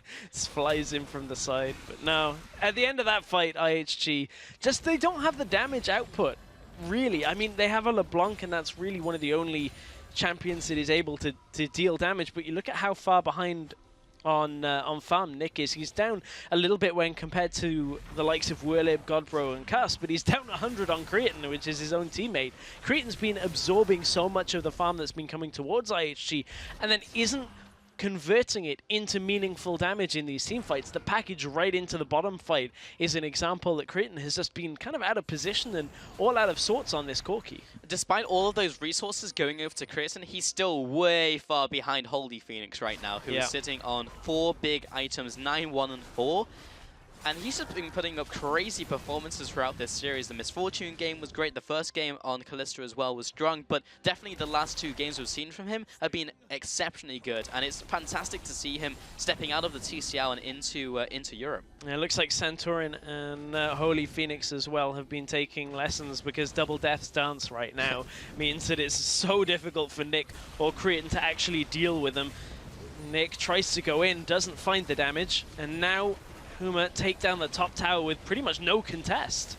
The Glacial Path is coming in for a potential engage, and the knockback onto Kubon. They may pick up this kill, goes into Riposte, and Sterax knocked away there by the Puppy ultimate, and NIQ goes down. A 4 versus 5 will be potentially the end of the game, as the inhibitor will be falling. Cretan trying to get away, is going to use the package defensively. Mystic uses Glacial Fissure to start zoning away the competition, and Tabasco gets a multi-man knockup. Is it going to be enough though? Do they have the damage? Kubon back into the fight with a grand challenge, survives it, and Whirlo has to flash away defensively. Another Glacial Path comes in, does not land the Ring of Frost. Cretan comes back in, may be able to pick up kill onto Godbro. He needs this to happen to keep the dreams of staying in EUCS alive, and Sancho backs away. They hold on for now, but for how long, Stress? I think, did the bot lane Nexus turret die during that as well? It looks like one of the 2 Nexus turrets did fall, so even with just the minions pushing through the bottom lane inhibitor, which did just respawn, Huma have so much of an advantage right now, and they look for the Baron for the 2nd time in this game. This will be going down with 0 contest. Mystic's not going to do anything about that one. All of the route has been watered up as well. They may even be able to get him as a pick before this happens. But what are you going to do in a Luminar's position? It's an impossible position where you have to do something. Now the teleport comes in by Kubon. He has to just do a U-turn and walk out. Maybe they can get a pick onto Whirlib though. He gets slowed down with the E. The Blade Work comes out. Godbro slows him down. Riposte comes in as well. Just Weecast there to try and support Whirlib. He actually survives for a very long time. But the pick over to Illuminar stalls out this game a little. It's going to stall it for another minute or 2. I feel like this one still is winding up in favor of Huma every single time they're trading. That's 1 kill for a Baron. That's a trade that Huma will take every single day. And, you know, let's take a look back all the way in the base of IHG. This was the stun onto Kubon. Nowhere for Kubon to go. And I think does he get out from this, but it's Nick that they end up trading his life. Oh, he's saved by the hammer at this point, but Nick goes in and dies before he can ever get himself back out of that fight. And the inhibitor's just easy pickings. Huma have too much health. There is no damage coming from IHG right now, despite the items they have. Dragon goes down as well, the fourth one of the game. If there wasn't enough ways for Huma to try and close out this game, there's another one. Fifth Dragon is on the cards in 6 minutes if they choose to go for it, but not entirely sure if the game is going to last this long. 2-0 over to Huma currently in this best of 5. They just need to close this one out cleanly, and they will have secured the very last spot in the European Challengers Series in this spring split, joining the rest of the teams and Millennium, who joined us yesterday. Now the bottom siege comes out. This is looking dire for Illumina Honor Gaming. Yeah, they really haven't brought too much of a fight to this series, and Huma have been looking on top form. Is there one last fight for IHG? That's what they need, is somehow to get rid of Holy Phoenix and Godbro. And even then, Whirlib is still causing enough problems. They've got to deal with the top lane in Super Minions as well. This is an uphill struggle. This is pretty much a mountain right now for IHG to overcome, and I feel like Huma are just biding their time until the minion wave arrives to be buffed up by that Baron buff, and they're going to run in. Engaged by Godbro, he blows up his target. Nick goes down, Santurin putting out the damage onto the front line as well. Kuban is just simply not tanky enough. Creatine goes out of the fight. Just Cat brings down the hammer, and Mystic will also fall over to Whirler. That's a clean ace. Not quite clean as Godbro dies, but it's still going to be the game. Huma closing this one out. The Nexus turret falls, so does the Nexus, and Huma joins the EU-CS Spring Split.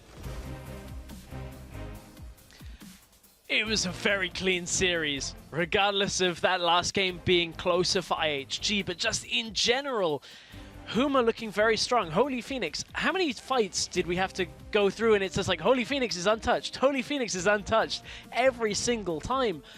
Couldn't shut him down in the laning phase. Couldn't shut him down in the team fights at all. I mean, that's the second game where, or maybe even the third game where he had like very low deaths. 1 or 2 deaths in, I think, every single game. Just impressive performance by this entire lineup. We spoke about how they have like 3 carries and all 3 of them showed up today. Yeah, he was unkilled in the first game because they had no deaths. So I can say that one for certain. But very excited to see Huma in the new split. I think there's a lot of talent on this team, and we've seen them work together. They won their lanes as well, but they also showed pretty good strengths in the early game. Illuminar better in that final game, but it was too little too late, and they still didn't win that last one. Maybe they could have drawn it to a 4th game, but they kind of just fumbled towards the end there, and Huma were able to clean it out and pick up that win. 3-0 in that best of 5. Yeah, very confident win as well. I mean, they never looked shaken at any point. So just a very, very solid performance from Huma. I'm looking forward to seeing how they can do against some of the other teams. Yeah, me too. But remember to tune in again next week on our new regular time slot of 1800 CET on Tuesday, where we'll be back with week 1 of the European Challenge Series Spring Split. I can't wait for that. And we've got all 6 teams locked in. It's the Copenhagen Wolves, it's Team Huma, Inspire Esports, Millennium, Mousesports, and SK Gaming are our teams here for the Spring Split of Challenger Series, and we'll be broadcasting all 6 games every single week, so you won't miss a single second of this year's EU-CS action. Yeah, I'm happy about that. No more highlights. You're going to see all of the action live from us. But if you need a reminder of the format changes, schedule, or even the team rosters, take a look at the Challenger article posted on LoL Esports for more information. Oh, yeah, but League isn't done quite yet for today, because later on Primetime League is going to go live at 2 AM CET, 5 PM Pacific, where Pyro and I are going to join talking about this week's EU LCS games. And for you EU LCS viewers, Primetime League will be rebroadcasting the hour before EU LCS. That's 5 PM CET. Well, excited to catch that one, Stress. But with that, the European Challengers Series qualifiers are complete and our 6 teams are locked in. So, from myself, Stress, and the Challenger broadcast team, thank you for tuning in, and we'll see you next Tuesday. Everyone from Illuminar are kind of split out. Kumon's actually going to take a lot of damage from this turret, and the minions as well going down on him. He may even get executed here. The first Nexus turret has gone down. Mystic looking for the engage, and once again whiffs it with the flash. Now the rest of his team is in shambles. Nick will be going down. He's only just spawned. Creatine goes down, and Kumon will be sure to follow. Gonna chase him onto the spawn pad. The Sterex keeps him alive. Value purchase, but if they can get a pick on Tabasco, all of that will change. The ultimate comes in with a Frozen Tomb. He goes down, and they manage to get a return kill though onto Cass. Bullet Time comes across onto the whole lineup. Sancho will have to jump away here, but not before Kuban flashes and takes him out. Creation drops low, has been bound up, and now Holy Phoenix is going wild, looking for another kill under the tower. Make that the triple kill for her, and Cass jumps into the wall, gets the lockdown. Creation has to flash out before Valkyrie. Whirlip tries to get in range. Great pillar, and he'll be able to get the chomp down for the kill. That was another one. Huma closing this one out. The Nexus turret falls, so does the Nexus, and Huma joins the EU CS Spring Split.